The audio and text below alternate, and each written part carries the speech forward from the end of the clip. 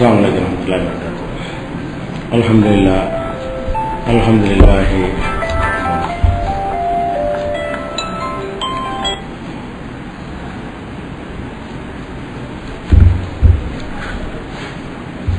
السلام عليكم ورحمة الله وبركاته. الحمد لله الحمد لله نحمده ونستعينه ونستغفره ونتوب عليه ونعوذ بالله من شرور أنفسنا ومن سيئات أعمالنا من يهده الله فلا مضل له ومن يضلله فلا هادي له وأشهد أن لا إله إلا الله وحده لا شريك له وأشهد أن محمدا عبده ورسوله أما بعد. கண்ணியத்திற்குரிய எல்லாம் வல்ல அல்லாஹ் ஜல்ல ஷானஹு தஆலாவின் நல்லடியார்களே, அல்லாஹ்வுடைய பேரருளால் இஸ்லாத்தின் ஆதாரம் இறைவனின் வஹி மட்டுமே என்ற இந்த தொடர் நிகழ்ச்சியின் 4ஆம் நாளில் நாம் எல்லாம் இங்கே குழுமியிருக்கிறோம். இஸ்லாத்தினுடைய அடிப்படை என்னவென்று சொன்னால், அல்லாஹ்தான் நம்முடைய எஜமான், அனைத்து மனிதர்களும் அவனுடைய அடிமைகள். இதுதான் இந்த அடிப்படை.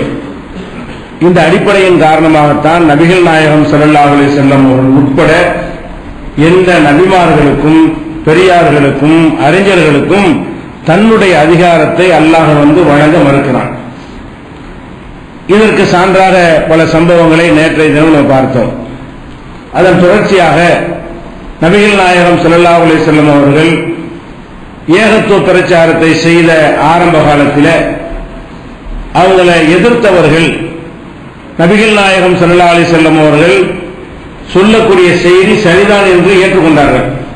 உள்ளூர அவர்களுக்கு இருந்த முக்கியமான பிரச்சனை என்னவென்று சொன்னால், தங்களை உயர்ந்த சாதியாக குலமாக கருதி கொண்டிருந்தவர்கள் இந்த முகமது வந்த பிறகு சாதாரண மக்களையும் நம்மையும் ஒரே மாதிரி நடத்துகிறாரே, ஒரே அவையில அமரச் செய்கிறாரே, நமக்கென்று இருக்கிற அந்த அந்தஸ்தை எல்லாம் இவரை குறைக்கிறாரே, இதுதான் அவங்களுடைய எதிர்ப்புக்கு முக்கிய காரணமாக இருந்தது.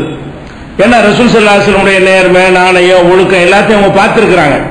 இவர் சொல்லக்கூடியது சரியா இருந்தாலும் இவர்கள் இவ்வளவு காலமா எப்படி நடந்தார்கள் என்று சொன்னால், மனிதர்களை ரெண்டாக பிரித்து தங்களை பிறப்பால் வசதி என்று கருதி கொண்டு மற்றவங்களை ரொம்ப நாயினும் கீழாக நடத்தி வந்தார்கள் இல்லையா, அதை ரசூல் ஸல்லல்லாஹு அலைஹி வஸல்லம் உடைச்சு காட்டினாங்க. அப்ப அந்த நேரத்தில் நபிகள் நாயகம் ஸல்லல்லாஹு அலைஹி வஸல்லம் அவங்கள்ட்ட ஒரு பேரம் பேசுகிறார்கள். என்ன பேரம் பேசுகிறார்கள்? நீங்க சொல்ற அந்த ஓரிரை கொள்கை நாங்க ஏற்றுக்கொள்றோம், ஒரு இறைவனா சரி இருந்திருப்போம், நாங்க ஏற்றுக்கொள்றோம். வேற சில அறிவுரைகளை திருடக்கூடாது, பொய் சொல்லக்கூடாது, விபச்சாரம் பண்ணக்கூடாது, மது அருந்தக்கூடாது, இதெல்லாம் கூட நாங்க ஏற்றுக்கொள்றோம். சொல்ற விஷயம் சரியாகத்தான் இருக்கிறது. ஆனால் நாங்கள் உயர்ந்த குலமாக இருக்கிறோமே, எங்களை தனியாகவும் இந்த பிலால், சுஹைபு, அம்மார் இந்த மாதிரி உங்களோட இருக்கிறாங்களே, இவங்களை தனியாகவும் நீங்க பிரித்து வைத்தீர்களே, ஆனால் அப்ப எங்களுக்கு ஏற்றுக்கொள்வதில் மறுப்பு இல்லை.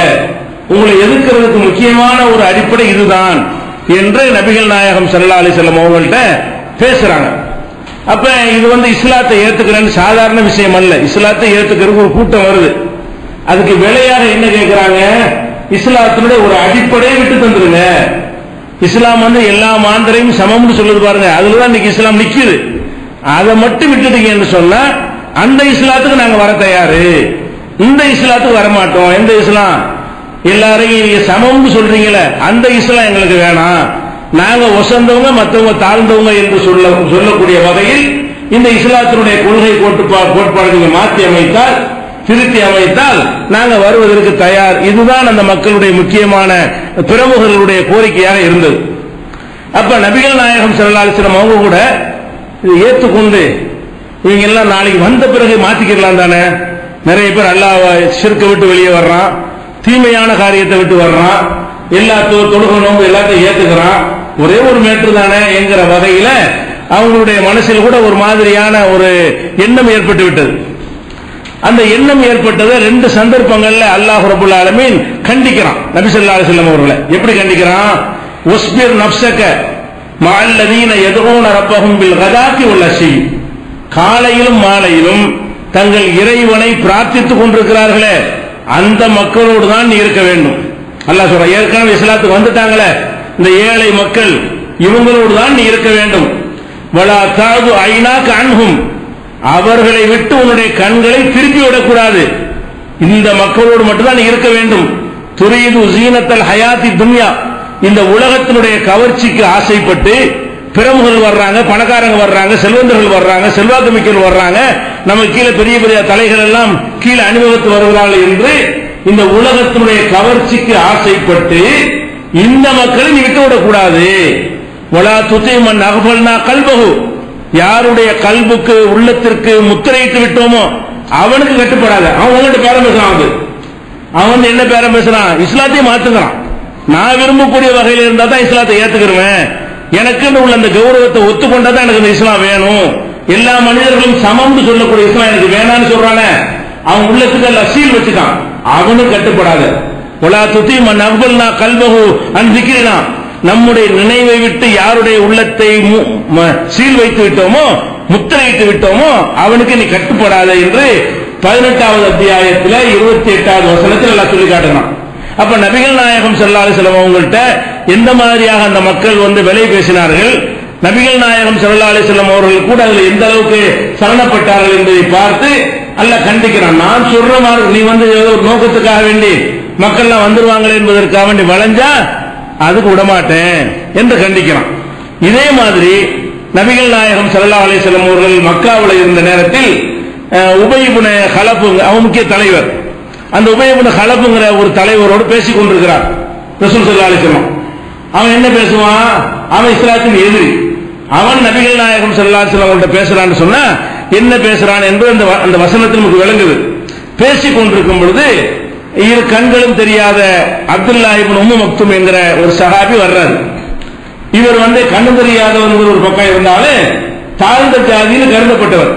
அந்த அன்றைய மக்கள்கிட்ட இவரெல்லாம் ஒரு மதிப்பு இல்லாத ஒரு ஆளு, ஒரு உயர்ந்த குலத்துக்காரர் இல்லை என்று கருதப்பட்டவராக இருந்தார். அவர் கண் தெரியாது வர்றாரு. நபிகள் நாயகம் ஸல்லல்லாஹு அலைஹி வஸல்லம் அவங்க அந்த உபய் இப்னு கலப்போட பேசிக் கொண்டிருக்கிறார்கள். கண் தெரியாவிட்டாலும் ரசூலுல்லாஹ்வுடைய குரலை வச்சு கரெக்டா கண்டுபிடிச்சிருக்காரு. ரசூல் ஸல்லல்லாஹு அலைஹி வஸல்லம் சத்தம் கேட்குது. கண்ணு தெரியாதவங்களுக்கு வேற திறன்கள் அதிகமா இருக்கும், அதுதான் மாற்றுத்திறனாளின்னு பேர் வச்சிருக்காங்க. ஒரு திறன் இல்லாட்டாலும் வேற திறன் ஜாஸ்தியா இருக்குமா, அதனாலதான் கண்ணு இல்லாத காது சார்பா இருக்கும், காது இல்லாத கண்ணு சார்பா இருக்கும். இப்படி ஒரு வித்தியாசமா எல்லாம் செஞ்சிருப்பான். கை இல்லாதவன் காலை கொண்டு எழுதுறானா இல்லையா, அப்படி ஒரு ஆற்றல் எல்லாம் மாத்தி கொடுத்துருவான். அந்த மாதிரியான ஒரு சக்தி இருக்கிறதுனால ரசூல் ஸல்லல்லாஹு அலைஹி வஸல்லத்தை பார்க்காவிட்டாலும் அவங்க பேசிக் கொண்டிருக்கிற அந்த சத்தத்தை கேட்டுட்டு அஸ்ஸலாமு அலைக்க யா ரசூலுல்லாஹ் இஸ்லாத்துல சொல்லணும்ல, ரசூல் ஸல்லல்லாஹு அலைஹி வஸல்லம் அவர்கள் இருக்கிறாங்க, அந்த சபைக்கு நம்ம வந்துட்டோம் என்பதற்காக வேண்டி ரசூல் ஸல்லல்லாஹு அலைஹி வஸல்லம் என்ன செய்யறாரு? சலாம் சொல்றாரு. சலாம் சொன்ன உடனே ரசூல் ஸல்லல்லாஹு அலைஹி வஸல்லம் அவருக்கு பதிலும் சொல்லல, புறக்கணிக்கவும் செய்யறாங்க. முகம்லாம் ஒரு மாதிரி ஆயிடுது.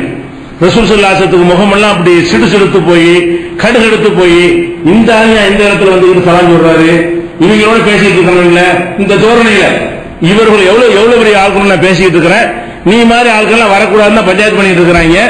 அந்த நேரம் பார்த்துட்டு அஸ்ஸலாமு அலைக்கும்ங்கற அது வரும்ல, இந்த மாதிரி ஆட்கள்லாம் நாங்க இருக்கிற சபைக்கு வரக்கூடாதுன்னா கோரிக்கை, அந்த விவகாரம் தான் பேச்சுவார்த்தை நடந்துகிட்டு இருக்குது. அந்த பேச்சு நடக்கும் பொழுது அவர் வரும்போது ரசூலுல்லாஹ் கோவம் என்ன செய்யறாங்க? முகத்தை கடுகடுப்பா வைத்துக் கொண்டு அவர் அலட்சியப்படுத்திடுறாங்க. இப்படி இல்லாம ரசூலுல்லாஹ் நடந்திருப்பாங்க நினைச்சிடக்கூடாது. குர்ஆன்ல இருக்கு அப்படி, இப்படி எல்லாம் ரசூல் ஸல்லல்லாஹு நடந்தார்களா? ரசூலுல்லாஹ் மேலே மாட்டு கெட்டு சொல்றாங்க கூடாது. இப்படி அல்லாஹ் குர்ஆன்ல சொல்றான். எப்படி சொல்றான்? 80வது அத்தியாயம் 80வது சூரா எடுங்க, அத 1ல இருந்து 10 வரைக்கும் உள்ள வசனம் இதுதான் சொல்லுது. 80வது அபஸவத்த வல்லான் இருக்குல்ல, அந்த சூறாவை எடுத்துக்கொண்டீர்களே ஆனால் முதல் வசனத்திலிருந்து 10 வசனம் வரைக்கும் உள்ள மெசேஜ் இதுதான். அல்லாஹ் என்ன சொல்றான்? அபஸவத்த வல்லா, அபஸ இந்த முகம்மது நேரடியாக கூட சொல்ல மாட்டேங்கிறான், நீ கடுகெடுத்தான்னு சொல்ல மாட்டேங்கிறான், மூணாவது ஆள் மாதிரி பேசுறான். இவர் கடுகெடுத்து விட்டார், இந்த முகமது கடுகெடுத்து விட்டார், ஒத்த வல்லா அலட்சியப்படுத்தி விட்டார். அன்ஜாஹுல் ஆமா, ஒரு குருடர் அவரிடத்தில் வந்த பொழுது, கண் தெரியாதவர் வந்த பொழுது இவர் முகத்தை சுழித்து விட்டார். அவருக்கு கூட தெரியாது பாருங்க, கண் தெரியாதவருக்கு ரசூலுல்லாஹ் முகத்தை சுழிச்சது தெரியுமா? அவர் தான் கண் தெரியலையே, அதை அம்பலப்படுத்துறான். ஒரு குருடர் வந்ததற்காக வேண்டி நீ முகத்தை கடுகடுப்பா வைக்கிறியா, முகத்தை சுழிக்கிறியா? உமா யுத்ரிக்கல் அன்னஹு யஸக்கா, அவர் பரிசுத்தவான் என்பது உனக்கு எப்படி தெரியும்? அவர் கண் தெரியாத ஆளா இருந்தால் அவர் யாரு? பரிசுத்தவன், நல்லடியார், ஏற்கனவே இஸ்லாத்திலே ஏற்று முழு இஸ்லாத்தை ஒப்புக்கொண்டு வந்த மனிதர் அவரு. உனக்கு எப்படி அது தெரியும்? அவர் எழுதக்க தன் போகிறா, உன்னிடத்தில் அறிவுரை கேட்டு வருவாரு, அந்த அறிவுரை நீ சொன்னால் அவருக்கு பயன் கிடைக்கும் வந்திருக்கிறாரு. அப்படி இருக்கும்போது இந்த முகத்தை கடுகடுப்பாக்கி விட்டாயா? அம்மா மன் இஸ்தக்னா, யார் உன்னை அலட்சியம் செய்கிறானோ ஃபஅன்தலஹு தஸத்தா, அவனுக்கு வழிய போய் சொல்ற. அவன் அலட்சியம் செய்யறான். யாரு? உபய் இப்னு கலப் வந்து உன் மார்க்கத்துல எனக்கு தகுந்த மாதிரி மாத்துங்கறான், முழு மார்க்கத்தை ஏத்துக்கிற மாட்டேங்கிறான், இஸ்லாத்தையே புது இஸ்லாம மாத்தி கொடுன்னு கேட்கிறான். அப்ப அம்மா மன் இஸ்தக்னா, யார் உன்னை அலட்சியம் செய்கிறானோ ஃபஅன்தலஹு தஸத்தா, அவனுக்கு வழிய போய் சொல்கிறாய். அம்மா உமா அலை ஃபஅன்தலஹு தஸத்தா உமா அலைக்க அல்லா யஸக்கா, அவன் தூய்மையானவனாக ஆகாவிட்டால் உனக்கு என்ன வந்தது? வந்த மக்களை நீ கைக்குள்ள வச்சுக்கிறியா? அவன் வந்துருவான் என்பதற்காக வேண்டி நீ வளைஞ்சு கொடுக்குறியா என்று அவன் நேர்வழி பெறாவிட்டால் உன்னை கேள்வி கேட்க மாட்டேன். பிறகு எதுக்காக நீ இவரை விட்டுட்டு அவர்கிட்ட போய் பேசிட்டு இருக்கிற என்று கேட்கிறான். அம்மா மன் ஜாக யஸ்ஆ வஹுவ யக்ஷா, அல்லாஹ்வை பயந்து ஓடோடி ஒருத்தர் வருகிறாரே அந்த மனிதரை வந்தான் முகுத்தலஹா, அவரை அலட்சியப்படுத்துகிறாய். யார் உன்னை அலட்சியப்படுத்துறான் அவன்கிட்ட போய் பேசிக்கிட்டு இருக்கிற, உன்னை தேடி ஆசையோடு ஓடி வர்றவரை விரட்டுறியா என்று கடும் வார்த்தைகளை வைத்து, உங்களுக்கு கடுமையான வார்த்தை. இறை தூதர், அல்லாஹ்வுடைய தூதர் என்பது ஒரு ஆதாரம், இதெல்லாம் மறைச்சிருப்பாங்க. ரசூலுல்லாஹ் உண்டாக்கின மார்க்கம் இருந்துச்சுன்னு வைங்களேன், இப்படி தன்னை தானே கண்டிக்கிற மாதிரிலாம் உண்டாக்கி இருப்பாங்களா? அல்லாஹ்வுடைய மார்க்கம், அல்லாஹ்வுடைய மார்க்கமா இருந்ததால் இப்படி இறைவன் கண்டிச்சதை கூட அந்த குர்ஆன்ல அப்படி மக்கள் மத்தியில் இறைவன் என்ன கண்டிச்சிட்டான். அதுக்கு பிறகு இவரை பெரிய இடத்துல வச்சாங்க ரசூல் ஸல்லல்லாஹு அலைஹி வஸல்லம். இந்த கண்ணு தெரியாத இந்த சஹாபியை வெளியூருக்கு போனார்களே, ஆனால் அவர் தான் மதீனாவுடைய ஆட்சி பொறுப்பு அவர்கள் தான் இருக்கும். ஏன்னா போருக்கு குருடருக்கு வந்து போர்ல இருந்து விதிவிலக்கு இருக்கிறது. அந்த கண் தெரியாதவருடைய கண்ட்ரோல்லே கவர்மெண்ட் கொடுத்துட்டு போயிருவாங்க. இவர் தான் பாங்கலாம் சொல்லுவார். ரசூல் ஸல்லல்லாஹு அலைஹி வஸல்லம் காலத்துல பிலாலுக்கு 2 பாங்கு சொல்லுவாங்க இல்லையா, அதுல ஒரு பாங்கு சொல்லக்கூடியவர் யாரு? இந்த கண் தெரியாதவர் தான். அவர் வந்தார்னு சொன்னா இவரை கொண்டு அல்லாஹ் எனக்கு ஒரு பாடம் கற்பிச்சுட்டான்னு சொல்லிவிட்டு அவரை எக்ஸ்ட்ரா கண்ணியப்படுத்துவாங்க இந்த கண் தெரியாத மனிதரை. எதுக்கு இதை சொல்றோம் என்று கேட்டால், இந்த இஸ்லாத்துல வந்து ரசூல் ஸல்லல்லாஹு அலைஹி வஸல்லம் ஒரு நல்ல நோக்கத்திற்காக கொஞ்சம் அவர்கிட்ட போய் பேசிட்டு இருக்காங்க. ஆனா அல்லாஹ் என்ன செய்யறான்? என்னுடைய அடியார்கள் அத்தனை பேர் சமம், உயர்வு தாழ்வுன்னு பேசிட்டு வரக்கூடாது நல்லா சொல்றான். ரசூல் என்ன செய்யறாங்க? இவங்க வரட்டுமே, கொஞ்சம் விட்டு பிடிக்குமே சொல்லி அவங்க ஒரு பாலிசி எடுக்கிறாங்க. அந்த பாலிசி தவறு என்பதற்காக வேண்டி குருடருக்கு சார்பாக அல்லாஹ் பேசுகிறான். அவன்கிட்ட பேசுனேன், அவனை விரட்டி விடும் முதல்ல, இவரை போய் நீ அரவணைச்சுக்க. அப்ப இந்த மார்க்கத்துல யாருக்கு அதிகாரம் இருக்குது? அல்லாஹ்வுடைய ரசூல் நல்ல நோக்கத்துல இவங்க எல்லாம் வந்தா நல்லதுதானே, பணக்காரங்க வந்தா நல்லதுதானேன்னு சொல்லி நினைக்கிறாங்க. நோக்கம் நல்லதா இருந்தாலும் அல்லாஹ்வுடைய அந்த நியதிக்கு மாத்தம். அல்லாஹ் வந்து நம்ம உலக இஸ்லாம்ங்கிற சிறந்த மார்க்க தந்திரக்கான பேசிக்கு, அந்த பேசிக்கு மாத்தம் இது. அப்ப இந்த மாதிரி செல்வந்தர்கள், முக்கியஸ்தர்கள், பிரமுகர்களுக்காக வேண்டி ஒரு சிறப்பான ஒரு சலுகையை வழங்குதல் என்பதற்கு இஸ்லாத்துல இடம் இல்லை. நீ அந்த இடத்தை கொடுத்துட்ட, வந்திருக்கு குறைஞ்சபட்சம் அலைக்கும் சலாம் வாங்குறது நீ உட்கார்ந்து சொல்லிக்கணுமா இல்லையா? இவரோட பேசினால் எதுக்காக கடுக்கெடுத்தாங்க? இவங்கிட்ட பேசிட்டு இருக்கும் போது அவர்கிட்ட சலாம் சொன்னால் இவன் கோவிச்சுக்கிடுவான். அவரை கூப்பிட்டு பக்கத்தில் உட்கார வச்சா இவன் எந்திரிச்சு போய் வேற என்ன காரணமா இருக்க முடியும்? அப்ப இவருக்காக வேண்டி நீங்க அவருக்காக வேண்டி இவரை விட்டுறீங்களா? இந்த குருடருக்காக வேண்டி, இந்த கேடுகட்ட காபிற்காக வேண்டி ஒரு இஸ்லாத்தை ஏற்கனவே ஏற்றிருக்கிற நல்ல மனுஷனை விட போறியா? இந்த தோரணையில் அல்லாஹ் சொல்றான்னு சொன்னா அப்ப இந்த மார்க்கத்துல யாருக்கு அதிகாரம் இருக்குமா? அவங்க இஷ்டப்படி அவங்களா முடிவெடுத்து நன்மைதானே நல்லதுதானே நாங்களா முடிவெடுத்தா என்ன? நல்ல நோக்கத்துக்கு செய்யறாங்கல்ல. இந்த தர்கா வழிபட்டோம் காரணம் சொல்லுவாங்க, ஏன்டா தர்கா உண்டாக்குனீங்கன்னு கேட்டா, எல்லாம் புதுசா இஸ்லாத்துக்கு வந்தாங்க, வந்துட்டு கோயிலுக்கு போய் திருவிழாக்கு போயிட்டு இருந்தாங்க, கந்தூரிக்கு தேர் திருவிழாக்கு போனாங்க, அது தடுக்கிறதுக்கு நான் இங்கு உண்டாக்கிட்டேன், அங்க போறதுக்குள்ள இங்க வா காரணம் சொல்றான். இதே மாதிரி இப்ப ரசூலுல்லாஹ் லேச நினைச்சாங்கல்ல, அவன் அப்படி இழுத்து போட்டுக்கிறதுக்காக வேண்டி செய்யலாம். அதே மாதிரி இவங்க என்ன செய்யறாங்க?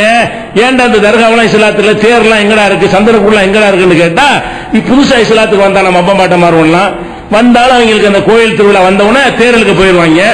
அவங்க போக விடக்கூடாதுன்னு சொன்னா இங்க இழுத்துட்டு போ, அங்க போய் இருக்காத அப்படின்னு இங்க ஒரு தேரை உண்டாக்குறதுக்கு பதிலாக தான் இந்த சந்தனக்கூடலாம் உண்டாக்கணும்னு ஒரு காரணம் சொல்றாங்க. இது உனக்கு தேவையா, இது உனக்கு ரைட் இருக்கா? அல்லாஹ் அனுமதிச்சா அனுமதிக்கணும், அல்லாஹ் தடுத்தா தடுத்துடணும். அப்ப அங்க போய் சாராயம் குடிக்கிறான்னா அப்துல் கார் கடையில் கூட நம்ம ஒரு சாராய கடையை அமைக்க முடியுமா? இல்ல ராமசாமி கடையில் போய் சாராயம் குடிக்கிறான், எல்லாரும் போய் ராமசாமி கடையில் குடிக்கிறாங்க, அது தடுக்க வேண்டும். அதனால அப்துல் காதர் சாராய கடை ஒன்று ஆரம்பிப்போம், அப்படி சரியா வருமா? அந்த மாதிரியான ஒரு அடிப்படையில எல்லாம் திங்க் பண்றாங்க பாருங்க. அது எல்லாத்துக்கும் மரண அடி. மார்க்கத்தில் அல்லாஹ் என்ன சொன்னாலும் அதான் மார்க்கம். ரசூலே ஒன்றை விரும்பினாலும் மார்க்கம் இல்ல, அல்லாஹ் விரும்பாவிட்டால். அல்லாஹ்வுடைய சட்டத்துக்கு மாற்றமாக இருந்தால், அல்லாஹ்வுடைய நோக்கத்துக்கு எதிராக இருந்தால், ரசூல் ஆசைப்பட்டாலும் அதை அல்லாஹ் அனுமதிக்க மாட்டான். கண்டிப்பா குருடருக்காக வேண்டி எவ்வளவு பெரிய கண்டனம் தெரிவிக்கிறான். கேமனாவே இந்த வசன குர்ஆன்ல இருக்கிறது. கடுகெடுத்தார், முகத்தை சுழித்தாரு, குருடனோட ஒரு பெருசாயிட்டாரா, வேணும்னு வழியை போய் சொல்லிட்டு இருக்கிற கெட்டவனுக்கு நல்லவன் விரட்டி விடுற இந்த வசனங்கள்லாம் குர்ஆன்ல இன்னைக்கு வரைக்கும் இருக்குது. அப்ப நபிகள் நாயகம் எதுக்கு இந்த வசனத்தை அல்லாஹ் இறக்கி இருக்கிறான்? இது மாதிரி அதிகாரி நான் தான், இந்த மார்க்கத்தில் முடிவெடுக்கிற நான் தான். நான் என்ன முடிவு அதை சொல்றது வேலையை தவிர அதை எப்படியாவது வளர்ச்சிகளை சொல்லலாமா, கொஞ்சம் அட்ஜஸ்ட் பண்ணலாமா, கொஞ்சம் கூட்ட குறைய செய்யலாமா, அதுக்கெல்லாம் உங்களுக்கு வேலை இல்லை. சொன்னா அப்படி முழுசா சொல்லு. எல்லா மனுஷனும் ஆதமுடைய மக்கள் அடிச்சு சொல்லணுமே தவிர அதுல இந்த பேச்சை வெட்டி இருக்கணும். சரியான முறை என்ன, அந்த உபயோகங்களை பேச வந்து நிச்சயம் கொண்டாந்து இருக்கணும். அதுதான் இந்த குர்ஆன்ல இருந்து அப்படி ரசூல் அப்படியே நடந்து கொண்டார்கள். ஆனா ஆரம்பத்தில் அப்படி லேசா அவங்களும் வரணுமே என்ற நல்ல நோக்கத்தில் செஞ்சாலும் அல்லாஹ் ஒத்துக்கலன்னு பாக்குறோம். அப்ப இந்த மார்க்கத்தில் எப்படி மற்றவங்களுக்கு அனுமதி ஆதாரம் இருக்க முடியும், அதிகாரம் இருக்க முடியும்? இன்னும் பாருங்க, ரசூல் ஸல்லல்லாஹு அலைஹி வஸல்லம் காலத்துல முனாஃபிக்குகளின் தலைவராக ஒருத்தர் இருந்தான், அப்துல்லா இப்னு உபை என்ற ஒரு ஆள். அவன் தான் ரெட்ட வேஷம் போடுறாங்கல்ல, அதாவது யூதரா இருந்து கொண்டு ரசூலுல்லாஹ்ட்ட வரும்போது நாங்க உங்களை சேர்ந்த ஆள்னு சொல்றது, அங்க போயிட்டோம்னா நாங்க உங்க ஆளுங்க தான் சொல்றது, நடிக்கிறது, போர்க்களத்துக்கும் போறது, போர்க்களத்துல எல்லாம் போய் யுத்தம் நடக்கும்போது பின்னாடி நின்றுக்கிட்டு ஓடி ஓடியாந்துடுறது. நம்ம மக்கள் ஸ்ட்ரென்த் இருக்குன்னு நினைச்சிட்டு போவோமா, கைகள் ஓடியாந்துருவாங்க. இந்த மாதிரி வந்து 2ஆம் நம்பர் வேலையெல்லாம் பார்த்துட்டு இருந்த ஆளுங்க யாரு? முனாஃபிக்குங்கிற ஒரு கூட்டம். அதுக்கெல்லாம் தலைவனா இருந்தாலே யாருன்னா அப்துல்லா இப்னு உபைங்கிற ஆள் தான் தலைவர். ஆனா அவருடைய மகன் வந்து நிஜமா இஸ்லாத்தை ஏத்துக்கிறார். ஆப்பாக்காரர் வந்து இந்த முனாஃபிக்கா இருக்கிறாரு, அவருடைய மகன் வந்து என்ன செய்யறாரு, நிஜமாவே இஸ்லாம் மார்க்க தலைவர். அப்ப அந்த அப்துல்லா இப்னு உபையுடைய மரண வேலை நெருங்கிய பொழுது அவர் மகன் வர்றார் ரசூலுல்லாஹ்ட்ட வந்து, அல்லாஹ்வுடைய தூதரே, நீங்க வந்து நீங்கள் அணிந்திருக்கிற மேலாடைய நீங்க எனக்கு தரணும், என் தகப்பனாருக்கு அதை நான் கபனா போட போறேங்கிறார். யார்? முனாஃபிக்கு. பாப்பா முனாஃபிக்கு, மகன் வந்து நல்ல ஆளு. மகன் வந்து என்ன செய்யற, ரசூலுல்லாஹ்ட்ட கேட்கிறாரு, நீங்க வந்து ஆத்தினி கமீஸ் சட்டை, உங்களுடைய சட்டை எனக்கு தாங்க, நான் வந்து தகப்பனார் அதுல கபன் போட போறேன் அப்படின்னு கேட்கிறாரு. அது மாத்திரம் கேட்கல, ஓ சல்லி அலைஹி, அவருக்கு நீங்க தான் தொழுவு நடத்தணும், மூத்தா போனா ஜனாஸா தொழுவு நடத்தணும்ல, அது நீங்க தான் வந்து நடத்தணும் அப்படின்னு கேட்கிறாரு. வஸ்தக்ஃபிர் லஹு, அவருக்கு பாவம் மன்னிப்பு தேடுங்க, என் தகப்பனாருக்காக வேண்டி உங்களுடைய சட்டையும் தாங்க, தொழுகையும் நடத்துங்க, பாவ மன்னிப்பு தேடுங்க என்று அவர் கேட்கிறார். ஃபஅத்தாஹு நபி ஸல்லல்லாஹு அலைஹி வஸல்லம் கமீஸஹு, ரசூலுல்லாஹ் உடனே என்ன செய்றாங்க, மேல் சட்டை எடுத்து இந்தா உங்க பாப்பாக்கு கஃபனுக்கு போட்டுக்க அப்படின்னு கொடுத்துறாங்க. ஃபகால ஆதின்னி உஸல்லி அலைஹி, தொழுவிக்கிற நேரம் வந்தோன்னு சொல்லு, நான் வந்து தொழுவிக்கிறேன், நான் தான் தொழுவிக்கிறேன், எல்லா வேலையும் முடிஞ்ச பிறகு எனக்கு அறிவிப்பு கொடு, நான் வந்து தொழுவிக்கிறேன்னு அனுப்பி விட்டுறாங்க அவரை. அவர் போயிடுறாரு. போயிட்டு கொஞ்ச நேரம் வந்து வாங்க தொழுவிச்சிருங்க, எல்லாம் முடிஞ்சிருச்சு, கபன்லாம் போட்டாச்சுன்னு சொல்லி தாப்பனாருக்கு தொழுவிக்கிறார், கூப்பிடுறாரு. அப்ப தொழுவிக்கிறதுக்காக ரசூலுல்லாஹ் எந்திரிச்ச உடனே உமர் ரலியல்லாஹு அன்ஹு நினைச்சாங்கன்னா சட்டையை பிடிச்சி இழுக்கிறாங்க ரசூலுல்லாஹ், போகாதீங்க, யாருக்கு தொழுவிக்க போறீங்க, நீ போகக்கூடாதுன்னு சொல்லி ஜதபஹு உமர் ரலியல்லாஹு அன்ஹு, உமர் ரலியல்லாஹு அன்ஹு அவர்கள் ரசூலுல்லாஹ் பிடிச்சி இழுத்து செய்றாங்க, போகக்கூடாதுன்னு தடுக்கிறாங்க. தடுக்கிறது மட்டும் இல்லாம ஆதாரத்தோடு தடுக்கிறாங்க. என்ன ஆதாரம்? அலைஹிஸ்ஸலாஹு நஹாக்க அன் துஸல்லி அலல் முனாஃபிகீன், முனாஃபிக்குகளுக்கு தொழுவது அல்லாஹ் உங்களுக்கு தடுக்கவில்லையா? அல்லாஹ் தடுக்கிறது நீங்க எப்படி சொல்லுவான்னு உமர் கேட்கிறார். ரசூல் ஸல்லல்லாஹு அலைஹி வஸல்லம் தொழுவிக்கிறதுக்கு போறாங்க, முனாஃபிக்குகளுக்கு தொழக்கூடாது என்று அல்லாஹ் தடுத்திருக்கிறானே, எப்படி நீங்க போவீங்க அப்படின்னு கேட்கிறாங்க. அப்ப ரசூல் ஸல்லல்லாஹு அலைஹி வஸல்லம் சொல்றாங்க, எனக்கு வந்து அல்லாஹ் வந்து 2 சான்ஸ் தந்திருக்கிறான். என்ன தந்திருக்கிறான்னு ஒரு வசனத்தை எடுத்து காட்டுறாங்க. இஸ்தக்ஃபிர் லஹும் அவ் லா தஸ்தக்ஃபிர் லஹும், நீ அவர்களுக்கு பாவ மன்னிப்பு தேடினா தேடிக்க, தேடாட்டி தேடாம இருந்துக்க, நீ 70 தடவை பாவ மன்னிப்பு தேடினாலும் அல்லாஹ் அவர்கள் மன்னிக்க மாட்டான்னு ஒரு வசனம் இருக்குது. இந்த வசனத்தை ரசூல் ஆதாரம் காட்டுறாங்க. எப்படி காட்டுறாங்க?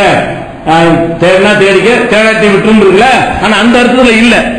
ரசூல் ஸல்லல்லாஹு அலைஹி வஸல்லம் வழங்காத ஒன்றை உமர் வழங்குறாரு. இந்த வாசகத்துல என்ன வழங்குதுன்னு கேட்டா, நீ பாவ மன்னிப்பு தேடினாலும் சரி, தேடாட்டாலும் சரி, 70 தடவை தேடினாலும் சரி, நான் மன்னிக்க மாட்டேன்னு இந்த வசனம். உமர் அதை புரிஞ்சுட்டு அவர் என்ன கேட்கிறாருன்னா, தடுக்கிறான், செய்யக்கூடாதுன்னு அதுக்கு அர்த்தம்.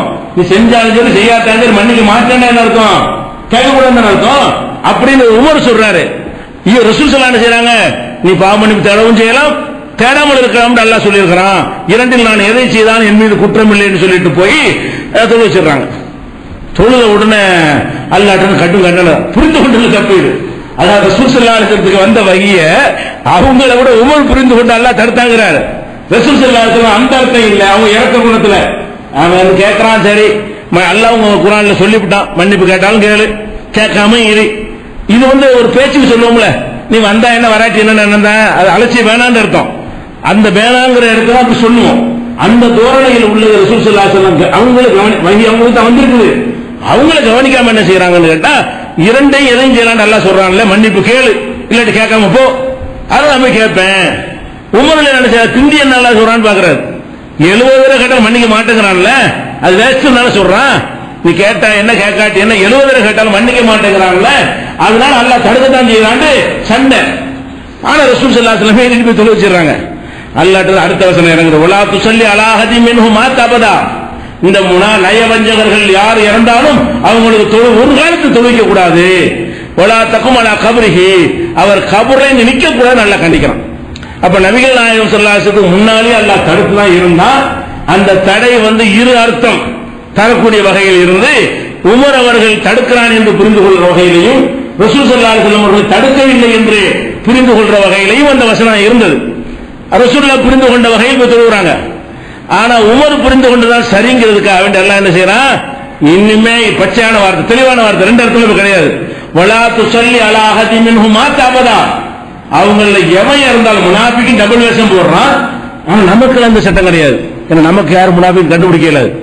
இந்த சபையில் இருக்கிற யார் முனாஃபிக்கு சொல்ல முடியாது. இருக்கலாமா? இல்லைன்னு சொல்ல முடியுமா? இஸ்லாம்னு சொல்லி நடித்துக் கொண்டு முஸ்லீமா இருந்து நாங்கள் இஸ்லாம் சேர்ந்து நடித்துக் கொண்டு RSSக்கு உதவி செய்யக்கூடியவர்கள் இருக்கலாம். அது யாரும் கண்டுபிடிக்கல. ஆனா நம்ம முஸ்லீம் ஏற்றுக்கொள்ளணும். ஆனா ரசூல் ஸல்லல்லாஹு அலைஹி வஸல்லம் அல்லாஹ் முனாஃபிக்களை அறிவிச்சு கொடுத்தான். அதனால இந்த பிரச்சனை வருது. ரசூல் ஸல்லல்லாஹு அலைஹி வஸல்லம் வஹீ தொடர்பு இருந்ததுனால இந்த நாளுக்கெல்லாம் முனாஃபிக்கு ஏன்னா அவங்கள தீனை கெடுத்து விட்டுருவாங்க, அவங்களுக்கு அந்த வகையுடைய பாதுகாப்பு வேணுங்கிறதுக்காக வேண்டி முனாஃபிக்கள் யார் என்ற விவரத்தை அறிவிச்சு கொடுத்ததுனாலதான் இந்த சட்டம். நமக்கு எல்லாம் முனாஃபிக்கள் யாரையும் சொல்லவும் கூடாது, அவங்களுக்கு தொழுவிக்க மாட்டேன்னு சொல்லக்கூடாது. வெளிப்படையான செயலை கொண்டு முஷிர்கான காரியம் தொழுவிக்காம இருக்கலாம். முனாஃபிக்குங்கிற ஒரு முத்திரைங்கிறது உள்ளம் சார்ந்தது, அது யாராலும் கண்டுபிடிக்க இயலாது. ஆனா ரசூலுல்லாஹ் அறிவிச்சு கொடுத்தனால அந்த சட்டம். அப்ப அல்லாஹ் என்ன செய்யறான், வலா துஸல்லி அலா அஹதின் மின்ஹும், முனாஃபிக்குகளில் யார் மௌத்தா போனாலும் அபதா ஒருபோதும் நீ தொழுகை நடத்தக்கூடாது. வலா தகும் அலா கப்ரிஹி, கபூர்ல கூட நிக்க கூடாது. அடக்கம் பண்றது சும்மா போவோம்ல, அதுக்கு போக கூடாதுன்னு அர்த்தம். தொழுவிக்கவும் கூடாது, கபூர்ல போய் நிக்கிறேன்னு அர்த்தம். மண்ணள்ளி போட்டுக்கிட்டு மூடிட்டு வருவோம்ல, அந்த வேலை கூட முனாஃபிக்கு செய்யக்கூடாது என்று நபிகள் நாயகம் ஸல்லல்லாஹு அலைஹி வஸல்லம் கண்டிச்சிடறான். இது புகாரில் 1269வது ஹதீஸாக இருக்கிறது. இது என்ன சொல்லுது? இதுல என்ன நம்ம விளங்குறோம்? நபிகள் நாயகம் ஸல்லல்லாஹு அலைஹி வஸல்லம் அவர்கள் விரும்பி தொழுகை நடத்துறாங்க. நம்ம தூதராச்ச, தூதர் தானே போய் தொழுகை நடத்துறாங்க, சட்டையெல்லாம் கொடுக்கறாங்க. மகன் மீது உள்ள பாசத்தினால மகன் கேட்கிறானே, இஸ்லாத்தில் ஏற்றுக்கொண்ட ஒரு மகன் தானே, அப்படின்னு தானே கொடுத்தாங்க, செஞ்சுட்டு போறாங்க அப்படின்னு நல்லா விட்டா இல்ல. உனக்கு நான் முனாஃபிக்னு சொல்லி தந்திருக்கிறேன், இது மற்ற மக்கள் செய்யலாம். முனாஃபிக் யாருன்னு தெரியாதவங்க செஞ்சா அது கணக்கு வேற. இன்னார் முனாஃபிக் என்று நான் அறிவித்து தந்திருக்கும் பொழுது அல்லாஹ் முனாஃபிக் அறிவிச்சா என்ன அர்த்தம்? முஸ்லிம் இல்லைன்னு அர்த்தம். அல்லாஹ் டபுள் வேஷம் போடுறான்னு அறிவித்து தந்து விட்டால் அவன் முஸ்லிம் இல்லைன்னு அர்த்தம். அவன் இஸ்லாத்தில் இல்லை என்று நான் உனக்கு அறிவித்து தந்த பிறகு நீ போய் தொழுகை நடத்த என்ன அர்த்தம்? அந்த முறை நீ எப்படி எடுப்ப? நீ என்னமா ஏன் மார்க்கத்தை நீ சொல்றியா, உன் இஷ்டத்துக்கு மார்க்கத்தை அதான் அர்த்தம் இருக்கு. அப்ப இவ்வளவு கடுமையான முறையில அல்லாஹ் கண்டிக்கிறான் என்று சொன்னால், ஒரு தொழுகை ஜனாசா தொழுகை நடத்துவதற்கு கூட அதுக்கு நியாயமான காரணங்கள் ரசூலுல்லாஹ் சைடுல இருந்தும் கூட, என்ன ஒரு மகன் கேட்டுக்கொள்ற ஒரு காரணம், இந்த வசனத்தை புரிந்து கொண்டது ஒரு காரணம், இப்படி எல்லாம் இருந்தும் கூட அல்லாஹ் என்ன செய்யல, அந்த செயலை ஏற்றுக்கொள்ள செய்யக்கூட தப்பு தான். அப்ப என்ன நம்ம விளங்குறோம்? யாரையும் கை வைக்க விட மாட்டேங்கிறான்ல. அவனுடைய சட்டத்துல மார்க்கத்துல நபிகள் நாயகம் ஸல்லல்லாஹு அலைஹி வஸல்லம் அவங்களா இருந்தா கூட வஹி அடிப்படையில் சொல்வதற்கு தான் அனுமதி கொடுத்திருக்காங்க தவிர, அவங்களா விரும்பினபடி ஒன்றை செய்தால் உடனே பிடிச்சிடறான். அல்லாஹ்வுடைய நாட்டத்துக்கு உகந்ததா இருந்தா பிடிக்காம விட்டுறான். அல்லாஹ்வுடைய நாட்டத்துக்கு மாற்றமா இருக்குமே ஆனால் உடனே பிடிச்சு கண்டித்து விடுகிறான், கடும் வார்த்தைகளை பிரயோகம் செய்கிறான் என்று சொன்னால் மற்றவங்களுக்கு எல்லாம் எப்படி அதிகாரம் இருக்கும்? அவர் சொன்னார், இவர் சொன்னார், அந்த காலத்தில் சொன்னாங்க, இந்த காலத்தில் சொன்னாங்கன்னா எப்படி ரசூலுல்லாஹ்வுக்கு கொடுக்கப்படாத அதிகாரத்தை எப்படி மனுஷனுக்கு அல்லாஹ் கொடுப்பான்? அப்படி கொடுத்த அந்த மார்க்கம் அல்லாஹ்வுடைய மார்க்கம் அப்படி இருக்குங்கிறேன். நான் நினைச்சதெல்லாம் சட்டமானால் ஏன் மார்க்கம் தானே அது?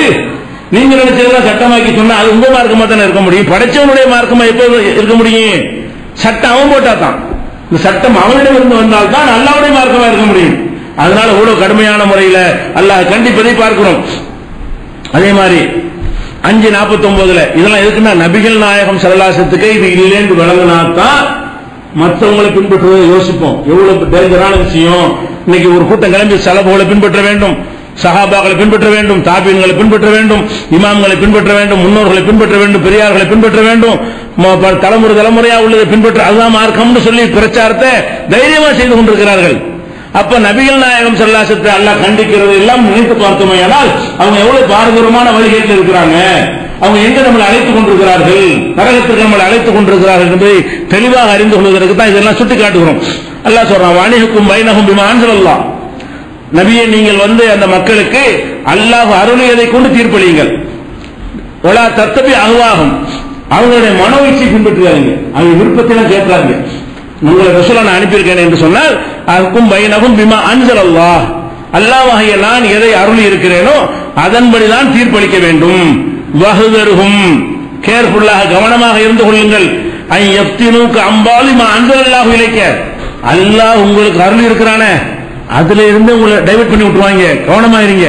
ரசூலுல்லாஹ் எச்சரிக்கிறான், நான் சிலது அருளி இருக்கிறேன், அதுல இருந்து உங்களை மாற்றி இப்படித்தான் அர்த்தம் அப்படித்தான் அர்த்தம்னு சொல்லி உங்களையே குழப்பி விட்டுருவாங்க. ரொம்ப கவனமா இருந்து கொள், நான் அருளியதைத்தான் நீ தீர்ப்பளிக்க வேண்டும். இதை மாற்றிற மாதிரி எவனாவது உன்னை திசை திருப்ப முயன்றால் அதுக்கு இடம் கொடுத்துறாத, திசை திருப்புவார்கள். திசை திருப்ப இடம் கொடுக்காம உறுதியாக நான் சொன்னதை நிலைநாட்டு அப்படின்னு சொல்றான். இதை அவர்கள் புறக்கணித்தால், அல்லாஹ் அருளியதை கொண்டு தீர்ப்பளிக்கும் பொழுது ஏற்க மாட்டேன் என்று புறக்கணிப்பார்களே, ஆனால் ஃபஅலம், நீங்கள் அறிந்து கொள்ளுங்கள், அன்னமா யுரீதுல்லாஹு யுஸீபஹும் பிபஅதி ذُنُوبِهِمْ, இவங்களுடைய குற்றங்களுக்கு அல்லாஹ் தண்டிக்க நாடி விட்டான், விளங்கிக் கொள்ளுங்கள். வஹியை பின்பற்ற மாட்டேன், அல்லாஹ் சொன்னது தவிர யார் சொன்னாலும் கேட்பேன் எவனாவது போனால் அவனை தண்டிக்க அல்லாஹ் முடிவு செஞ்சுட்டான் அர்த்தம், விளங்கிக்க. இவ்வளவு கடுமையாக 5:49 எச்சரிக்கிறான். அப்ப நபிகள் நாயகம் ஸல்லல்லாஹு அலைஹி வஸல்லம் கூட குர்ஆனின்படி வஹியின்படி தீர்ப்பளிக்கணும், கவனமா வேற இருக்கணும். மாற்றி விட பாத்துருவாங்க, வேற ஏதாவது நம்ம டைவர்ட் பண்ணி விட்டுருவாங்க, திசை திருப்பிடுவாங்க.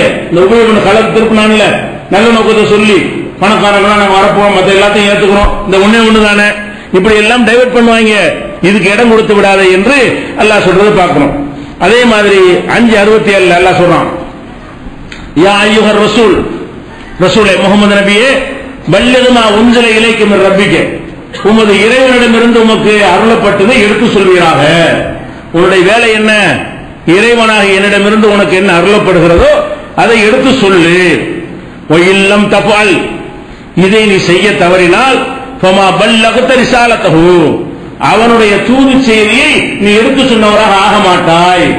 நான் சொன்னது அப்படி சொல்லிருந்தமே தவிர எதையாச்சும் 1-2 சொல்லாம விட்டேன்னு வையே, அப்ப நான் நம்பி உன்னை நியமிச்ச அந்த பணியை நீ செய்யல, எனது தூது செய்தியை நீ சொன்னவராக ஆக மாட்டாய். இப்படி சொல்லும் பொழுது பலவிதமான இடையூறுகள், சங்கடங்கள், கொலை மிரட்டல்கள், கொலை, ஊரை விட்டு விரட்டுதல் எல்லாமே வரும். அதையும் சேர்த்துறான். வல்லாஹு யாசிமுக மினன் நாஸ், மனிதர்களிடமிருந்து அல்லாஹ் உன்னை பாதுகாப்பான், அதுக்கு பயப்படாது. நான் என்ன சொன்னேன் அப்படி சொல்ல வேண்டும், எதையாவது சொல்ல தவறினால் நீ தூதை நிறைவேற்றியவர் இல்லை என்று நான் முடிவு கட்டி விடுவேன். நீ மனிதனுக்கு பயப்படாத, மனிதர்களிடமிருந்து கேடு வராமல் நான் உன்னை காப்பாற்றுவேன். நீ பிரச்சாரம் செய்கிற பொழுது உனக்கு எந்த விதமான ஆபத்தும் யாராலும் வராது, அதுக்கு நான் கேரண்டி என்று அல்லாஹ் சொன்னா. யாராலும் கொல்ல முடியாத தலைவராக இருந்து அதனால மூத்த போனாங்க. ரசூல் ஸல்லல்லாஹு அலைஹி வஸல்லம் கேரண்டி கொடுத்தான், மனிதர்களிடமிருந்து அல்லாஹ் உன்னை பாதுகாப்பான். இது பெரிய ஒரு அற்புதம், இறை வேதம் என்பதற்கான அற்புதம். நபிகள் நாயகம் ஸல்லல்லாஹு அலைஹி வஸல்லம் அவங்க மற்ற தலைவர்கள் மாதிரி கோட்டை கொத்தளத்தெல்லாம் இருக்கல, கேடயமும் வாளுமாக தெரியல, துப்பாக்கி கையுமாவெல்லாம் தெரியவில்லை, மெய்காவலர்கள்லாம் இருக்கவே இல்லை. சும்மா சாதாரணமா வருவாங்க, சாதாரணமா போவாங்க, கொள்ள நினைக்க செகண்ட்ல கொண்டு போயிடலாம். சாதாரண ஒரு மனிதரை அன்றைக்கு ஈஸியாக கொள்ளுற ஒரு மனிதர் உலகத்தில் தேடி பார்த்தா இவரை தான் இருப்பாரு. ஏன்? இவருக்கு தான் இந்த பாதுகாப்பு இல்ல, சாதாரணமா வருவாரு, ரொம்ப ஈஸியா கொண்டு போயிடலாம். அந்த மாதிரியான ஒரு ஆளாக இருந்தும் கூட எவனாச்சும் கொள்ள முடிஞ்சா? வல்லாஹு யாசிமுக மினன் நாஸ், மனிதர்களிடமிருந்து நான் உன்னை பாதுகாப்பேன், அதுக்கு நீ பயப்படாத. தூதரை நியமிச்சல, உனக்கு இந்த கேரண்டி நான் தர்றேன், மனிதர்களால் உனக்கு மரணம் வராது, இயற்கையான மரணம் தான் வரும். போர்ல கூட உங்களை உஹது போர்ல அந்த மரண வேலை நெருங்கி கூட தப்பிச்சு விடையான்ட்டாங்க. அப்ப அல்லாஹ் மனிதர்களிடமிருந்து உன்னை காப்பாற்றுவான், நீ தைரியமா எல்லாத்தையும் எடுத்து சொல்லுங்க. அப்ப இதுல நம்ம என்ன விளங்குறோம்? நபிகள் நாயகம் ஸல்லல்லாஹு அலைஹி வஸல்லம் அவர்களாக இருந்தாலும் சொன்னதை சொல்லணும், கூட்ட, குறைக்க, மாத்த, மறைக்க, திருத்த எதுக்கு ரைட்டு கிடையாது.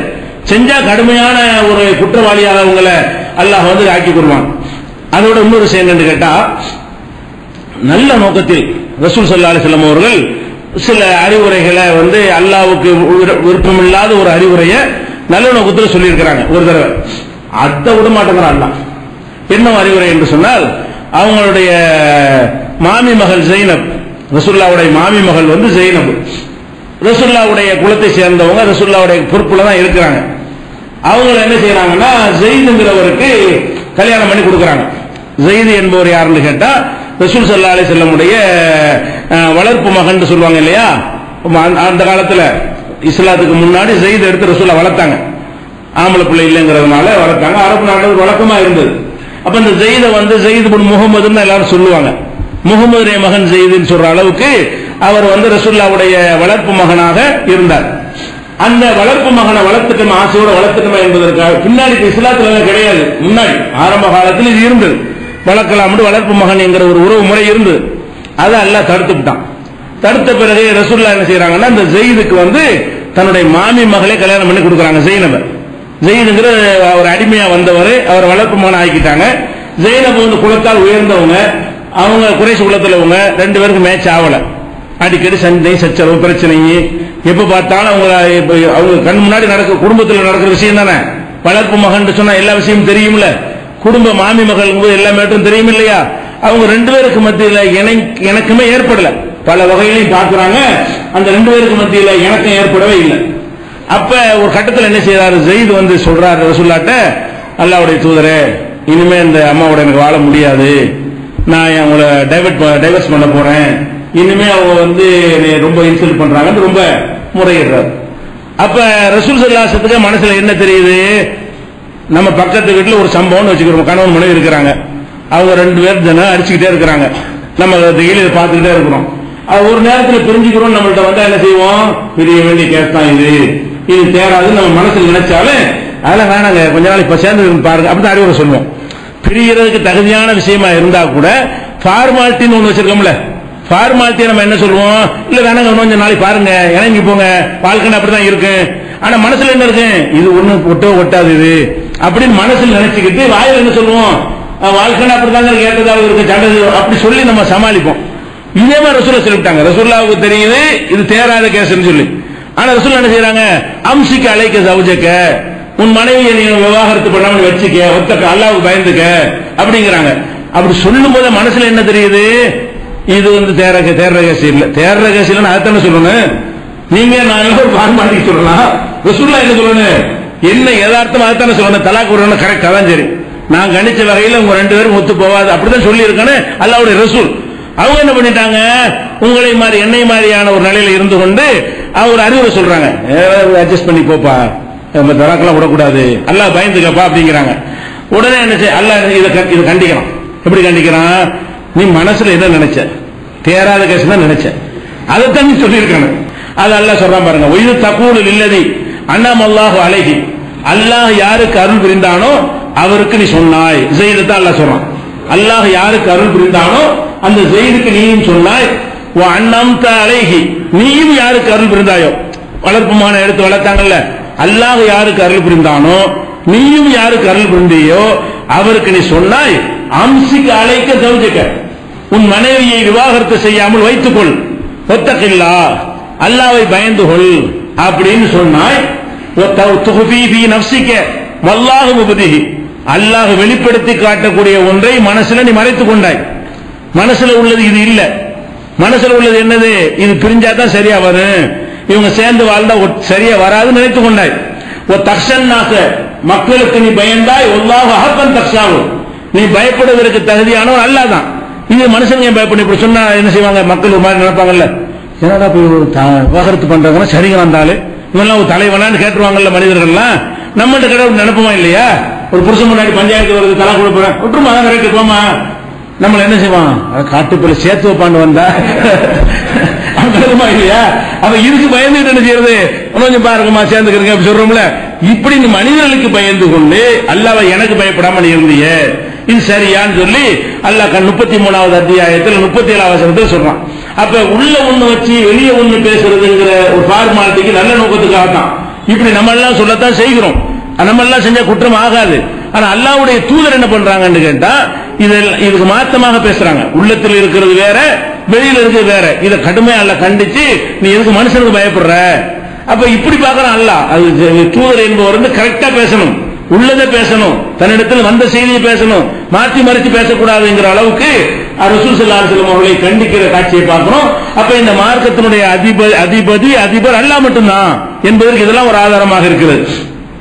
அதே மாதிரி இன்னொரு வசனம் சொல்றான் பாருங்க, 17:75ல இன்காது லயஃப்தினூனக அனில்லதி அவ்ஹைனா இலைக்க லிதஃப்தரி அலைனா கைரஹு, ரசூல் ஸல்லல்லாஹு அலைஹி வஸல்லம் அவங்கள இந்த ஏகத்துவத்தை சொன்னாங்க இல்லையா, வஹிய பல வகையில முயற்சி பண்ணியிருக்கிறாங்க. எப்படியாவது இஷ்டத்துக்கு சொல்ல வச்சு, வாயில வந்தெல்லாம் உணர வச்சு, அவரை இறை தூதர் இல்லைன்னு காட்டணும் என்பதற்காக வேண்டி தூண்டி விட்டு சொல்லி பார்ப்போம், அட்டாயத்தை சொல்லுவோம், இதை இப்படி கேட்கறது, கேட்டா ஏதாவது சொல்லிடுவாங்கன்னு. அப்ப இப்படி எல்லாம் பல முயற்சி பண்ணாங்க. என்ன முயற்சி பண்ணாங்கன்னு சொல்லல இந்த வசனத்துல, ஆனா முயற்சி பண்ணாங்கன்னு வருது. எப்படி வருது? உயின்காது இவர்கள் திட்டமிடுகிறார்கள், எஃப்தீனோனக்கு அனில்லதி அவுஹைனா இலைக்க, நாம் உனக்கு எதை வஹியாக அறிவித்திருக்கிறோமோ அதில் குழப்பத்தை ஏற்படுத்துவதற்கு திட்டமிடுகிறார்கள். நீ தப்தரி அலைனா கைரகு, இது அல்லாத வேற ஒன்றை நீ இட்டுக்கட்டி சொல்வதற்காக, என் பெயர்ல இட்டுக்கட்டி சொல்வதற்காக வேண்டி உன்னை உசுப்பி விடுகிறார்கள், உன்னை தூண்டி விடுகிறார்கள். இதல் லத்தகதுக்க ஹலீலா, அப்படி நீ செய்திருந்தால் உன்னை ஹலீலாக உற்ற நண்பனாக ஆக்கியிருப்பார்கள். உலவுலா அன் தப்பத்தினாக்க, நாம் உண்மை உறுதிப்படுத்தி இருக்காவிட்டால், நான் மாத்திரம் உன்னை உறுதிப்படுத்தி இருக்காவிட்டால், லக்கது கிட்ட தற்கொலை இலையும் செய்யன் கலீலா, லேசாக நீ அவங்க பக்கம் சாஞ்சிருப்ப. நான் உன்னை இறை தூதர் என்று புட்டிச்சு நிப்பாட்டி ஒரு உறுதியான நிலைப்பாட்டில் வச்சுட்டேன். அப்படி இல்லை என்று சொன்னால் அவங்க அப்படி பெரிய பார்த்தாங்க. அவங்களா சில வாசகங்களை சொல்றது, இது நல்லா தானே இருக்கு, இது இறைவனுடைய மார்க்கத்தில் சேருங்களேன் அப்படிங்கிறது, அது சரிதான்ப்பா வச்சுக்கப்பான்னு சொல்லுவாங்களான்னு எதிர்பார்க்கிறது. ஆனா அல்லாட்டு வந்தா தானே சொல்லணும், நல்ல கருத்து மாதிரி சொல்லி இதை ரசூலுல்லாஹ் இறை வார்த்தைன்னு சொல்ல வைக்கிறதுக்கு முயற்சி பண்றாங்க. இப்படி பல வகையில மண்டைய கழுவுற வேலையை பார்த்திருக்கிறாங்க. அது ரசூல் ஸல்லல்லாஹு அலைஹி வஸல்லம் இது நல்லா தானே இருக்கு, இது கூட சேர்த்துக்கலாம் போல இருக்கு அப்படின்னு கூட நினைச்சிருக்கிறாங்கன்னு விளங்குது. நான் மாத்திரம் உறுதிப்படுத்தி இருக்காவிட்டால் நீன லேசாக அங்கே சாஞ்சிருப்பாய். சாஞ்சா என்ன ஆகும் தெரியுமா? இதெல்லாம் அதக்னாக லேபல் ஹயாத் லேபல் மாமாத், இந்த உலகத்தில் வாழும்போது ரெட்ட தண்டனை, மரணத்திலே நேரத்தில் ரெட்ட தண்டனை கொடுத்திருப்பேன். மத்த ஆளுக்கு ஒண்ணுன்னா உனக்கு ரெண்டு கொடுத்திருப்பேன். லேசா சாயருக்கு முயற்சி பண்ண, நான் தடுத்து நிறுத்திட்டேன். சாஞ்சி இருந்தால் அவங்க சொல்லதை கேட்டு நான் சொல்லாத ஒன்றை மார்க்கம் என்று நீ சொல்லி இருந்தால் இருமடங்கு தண்டனை, இந்த உலகத்திலையும் இருமடங்கு தண்டனை உனக்கு இருக்குது, தந்திருப்பேன். மரணத்திற்கு பிறகும் இருமடங்கு தண்டனை தந்திருப்பேன். சும்மலா தஜுலக அலைனா நசீரா, பிறகு உனக்கு உதவி செய்யற யாரையும் பெற்றுக்கொள்ள மாட்டாய். நான் முடிச்சு தண்டிக்கிறேன்னு முடிவு எடுத்துட்டா உலகம்லாம் உன்னை காப்பாற்ற வருமா? யாராச்சும் காப்பாத்திடுவாங்களா? இவ்வளவு கடுமையா சொல்றான்ல. அப்ப நபிகள் நாயகம் ரொம்ப சிரமமான நேரத்தில் பணி செஞ்சிருக்கிறாங்க. செய்யும் பொழுதுதான் என்ன செய்யறாங்கன்னு கேட்டா, இது அல்லாத ஒன்றை சொல்வதற்கு நம்ம தூண்டுவாங்க. நம்ம கூட நீங்க பாக்குறோம், சில நெருக்கடியான விஷயம் வரும், இருக்கலாம், கொஞ்சம் பார்த்து கொஞ்சம் அட்ஜஸ்ட் பண்ணி சொல்லுங்க, மார்க்கத்தில் இதான் கரெக்டா தெரியும், அதை விட்டு வேற ஒன்று சொல்ல தூண்டுவாங்க. அந்த நேரத்தில் சொன்னா தான் சரி மாதிரி விஷயத்தை அழகாய் காட்டுவான், இதை விட்டா தான் சரியா வரும் அப்படிங்கிற மாதிரி வந்து. உதாரணத்துக்கு எடுத்துக்கோங்களேன், இப்ப மதீனாவுல டூம் ஒண்ணு கட்டி வச்சிருக்காங்க. உதாரணத்துக்கு சொல்றேன், டூம் என்ன ரசூலுல்லாஹ்வுடைய அடக்க ஸ்தலத்துல ஒரு பச்சை ஒரு மணி நேரம் கட்டிருக்கிறாங்க. இது ரசூலுல்லாஹ் கட்டினது இல்ல, ரசூலுல்லாஹ் காலத்தில் உள்ளது இல்ல. பிற்காலத்தில் 700 வருஷத்துக்கு பிறகு உள்ள சைத்தான் ஒருத்தன் என்ன செஞ்சான், ரசூலுல்லாஹ்வுடைய உத்தரவுக்கு மாற்றமாக ஒரு மன்னர் வந்து அதை கட்டிவிட்டான். உண்மையில அது இஸ்லாமிய சட்டப்படி இருக்கக்கூடாது, அடக்கஸ்தலத்திலே ரூம் இருக்கக்கூடாது, பள்ளிவாசல்ல இந்த இடம் சேர்ந்ததும் கிடையாது. ஏன்னா ரசூலுல்லாஹ்வுடைய வீட்டில் தான் ரசூல் அடக்கம் செய்யப்பட்டாங்க, பள்ளிவாசல் அடக்கம் செய்யப்படல. ரசூல் ஸல்லல்லாஹு அலைஹி வஸல்லம் எந்த வீட்டில் வசித்தாங்களோ அந்த அங்கதான் அடக்கம் செய்யப்பட்டாங்க. அப்ப பள்ளி தனியா இருந்துச்சு, வீடு தனியா இருந்துச்சு. அப்ப வீட்டுக்கு வெளியே பிற்காலத்துல 700 வருஷத்துக்கு பிறகு என்ன செய்யறாங்க, வீட்டை கொண்டு பள்ளிக்குள்ள சேர்த்துறாங்க. அது வரைக்கும் பள்ளி இப்படித்தான் விஸ்தீர்ணம் பண்ணிட்டு போனாங்க, இந்த அடக்கஸ்தலம் இப்படி விட்டுட்டு இப்படி விஸ்தீர்ணம் பண்ணிட்டு போனாங்க. அப்புறம் ரெண்டு விஸ்தீர்ணம் பண்ணாங்க, நடுவில் வந்துருச்சு. அப்ப இந்த மாதிரி எல்லாம் ஏற்பட்ட வரலாற்றுப்படி இருக்கிறது. இதை நம்ம ஜமாத்தில் ஒரு நிர்வாகம் என்ன பண்ணிட்டாருன்னா, இது இடிக்கணும்னு சொன்னார். இடிக்கணும்னா என்னது, ஹதீஸ்ல உள்ளதான், அது பெரிய விஷயம்லாம் இல்ல. இது என்ன பண்ணிட்டாங்க, அப்படி கொதிச்சு போய் ஆளாளுக்கு 72 கூட ஒன்னா சேர்ந்து அரசாங்கத்துல போலீஸ்ல இருந்து டிபார்ட்மெண்ட்ல இருந்து கொஞ்சம் மாத்திக்கிட்டு கேட்கறாங்க. ஆஹா, அந்த கொந்தளிப்புக்காக வேண்டி அதை மாத்தணும், அதை வாபஸ் வாங்குங்கிற அளவுக்கு கைது பண்ணுங்க அப்படி இப்படி எல்லாம் சொன்னாங்க. நெருக்கடி உண்டாக்குவாங்க. நம்மள ஒரு உள்ளதுன்னு சொன்னாரு, எந்த நேரத்தில் அவர் சொல்றது சரியா தவறா சொந்த கருத்தையா சொன்னாரு. ரசூல் ஸல்லல்லாஹு அலைஹி வஸல்லம் காலத்துக்கு பின்னாடி எவனோ செஞ்ச ஒன்று எப்படி இஸ்லாம் ஆக முடியும்? ரசூலுல்லாஹ் தடுத்தாங்களா இல்லையா? என்னுடைய அடக்கஸ்தலத்தை வணக்கஸ்தலம் ஆக்காதீங்க தடுத்தாங்களா இல்லையா? நபிமாருடைய அடக்கஸ்தலத்தை வணக்கஸ்தலம் ஆக்கினவர்களை சபித்தாங்களா இல்லையா? எந்த அடக்கஸ்தலத்தை இடிச்சு தகர்க்க சொன்னாங்களா இல்லையா? கட்டக்கூடாதுன்னு சொன்னாங்களா இல்லையா? பூசக்கூடாதுன்னு சொன்னாங்களா இல்லையா? மேல கட்டளை எழுப்பக்கூடாதுன்னு சொன்னாங்களா இல்லையா? அப்ப எல்லாமே ரசூலுல்லாஹ்வுடைய கட்டளைக்கு மாற்றமாக செஞ்சிருக்கிறார்கள். அதை சொன்ன உடனே இவர்கள் என்னமோ இஸ்லாத்தையே டும்மை அடிக்க சொல்லி டும் டும் செஞ்சாங்க. ஒரு அழுத்தத்தை கொடுத்து சொன்ன உடனே கேட்கிறாங்க, நம்மள உள்ள ஆட்கள எதுக்கு இந்த நேரத்தில் அப்படி நம்ம அதை செய்தாங்க. ரசூலுல்லாஹ் செஞ்ச மாதிரி என்ன செஞ்ச, என்ன தப்பு செஞ்சாருன்னா கண்டுபிடிச்சிருக்காரு. நமக்கு இல்லாத தைரியத்தை ஒரு தைரியமா சொன்னாரு. அப்படி எடுத்துக் கொள்வதை விட்டு அப்படி சில சந்தர்ப்பங்கள்ல எல்லாரும் எதிர்த்து திரண்ட உடனே சொன்னதை வாபஸ் வாங்குற அளவு தள்ளி விட்டுருவாங்க. வாங்கிடக்கூடாது, துண்டுக்குன்னா வெட்டினா வாங்க மாட்டோம். அதான் எங்க கருத்து. அது அல்லாஹ்வுடைய ரசூலுடைய கருத்து. என்ன கருத்தாது? அந்த மாதிரியான சில நெருக்கடிகளை உண்டாக்கி தவறானதை சொல்ல வைப்பாங்க. நம்மளே நீ அனுபவத்தில் பாக்குறோம், ரசூலுல்லாஹ் செஞ்சிருப்பாங்களா இல்லையா? அதைத்தான் அல்ல கண்டிக்கிறான். அது மாதிரி நீ விளைஞ்சிருந்தேன்னு வையி, ரெட்ட மடங்கு தண்டிச்சிருப்ப யாரும் உன்னை காப்பாற்றிருக்க முடியாது என்று அல்லாஹ் கண்டிக்கிறதை பார்க்கணும். அதனால எந்த ஒரு ஆசாபாசத்துக்கு இடம் கொடுத்தும் சொன்ன விஷயத்தை, ஹக்கான விஷயத்தை சொல்லிட்டோம் வைங்க, வாபஸ் வாங்குற விளையாட்டை வச்சுக்க கூடாது. சொன்னது உண்மையா இருக்குதா, துண்டுதுன்னா வெட்டிட்டு போ, அதுக்கெல்லாம் பயப்பட மாட்டோம் என்கிற மாதிரி நம்ம இருக்க வேண்டும் என்பதற்கு தான் இதையெல்லாம் அல்லாஹ் நமக்கு சொல்லி காட்டுகிறான். அதே மாதிரி ரசூல் ஸல்லல்லாஹு அலைஹி வஸல்லம் அவர்களை அல்லாஹ் தூதரா நியமிக்கிறான். தூதரா நியமிக்கும் பொழுது உலக தூதராக ஆரம்பத்தில் நியமிக்கல. முதல்ல என்னது, நீ ஓதிக்க, நீ தெரிஞ்சிக்க அப்படிங்கிறது கட்டளை வருது. மக்களுக்கு பிரச்சாரம் செய்ய சொல்லி கட்டளை வரல. அப்புறம் என்ன கட்டளை வருது, உன் நெருங்கிய சொந்தக்காரங்களுக்கு சொல்லு. நெருங்கிய சொந்தக்காரனை மட்டும் அப்போதைக்கு நபி. அதுக்கப்புறம் மக்கா வாசிக்கலாம் சொல்லணும். அப்புறம் கட்டளை வந்துச்சு, அப்பதான் மக்காவுக்கு நபி.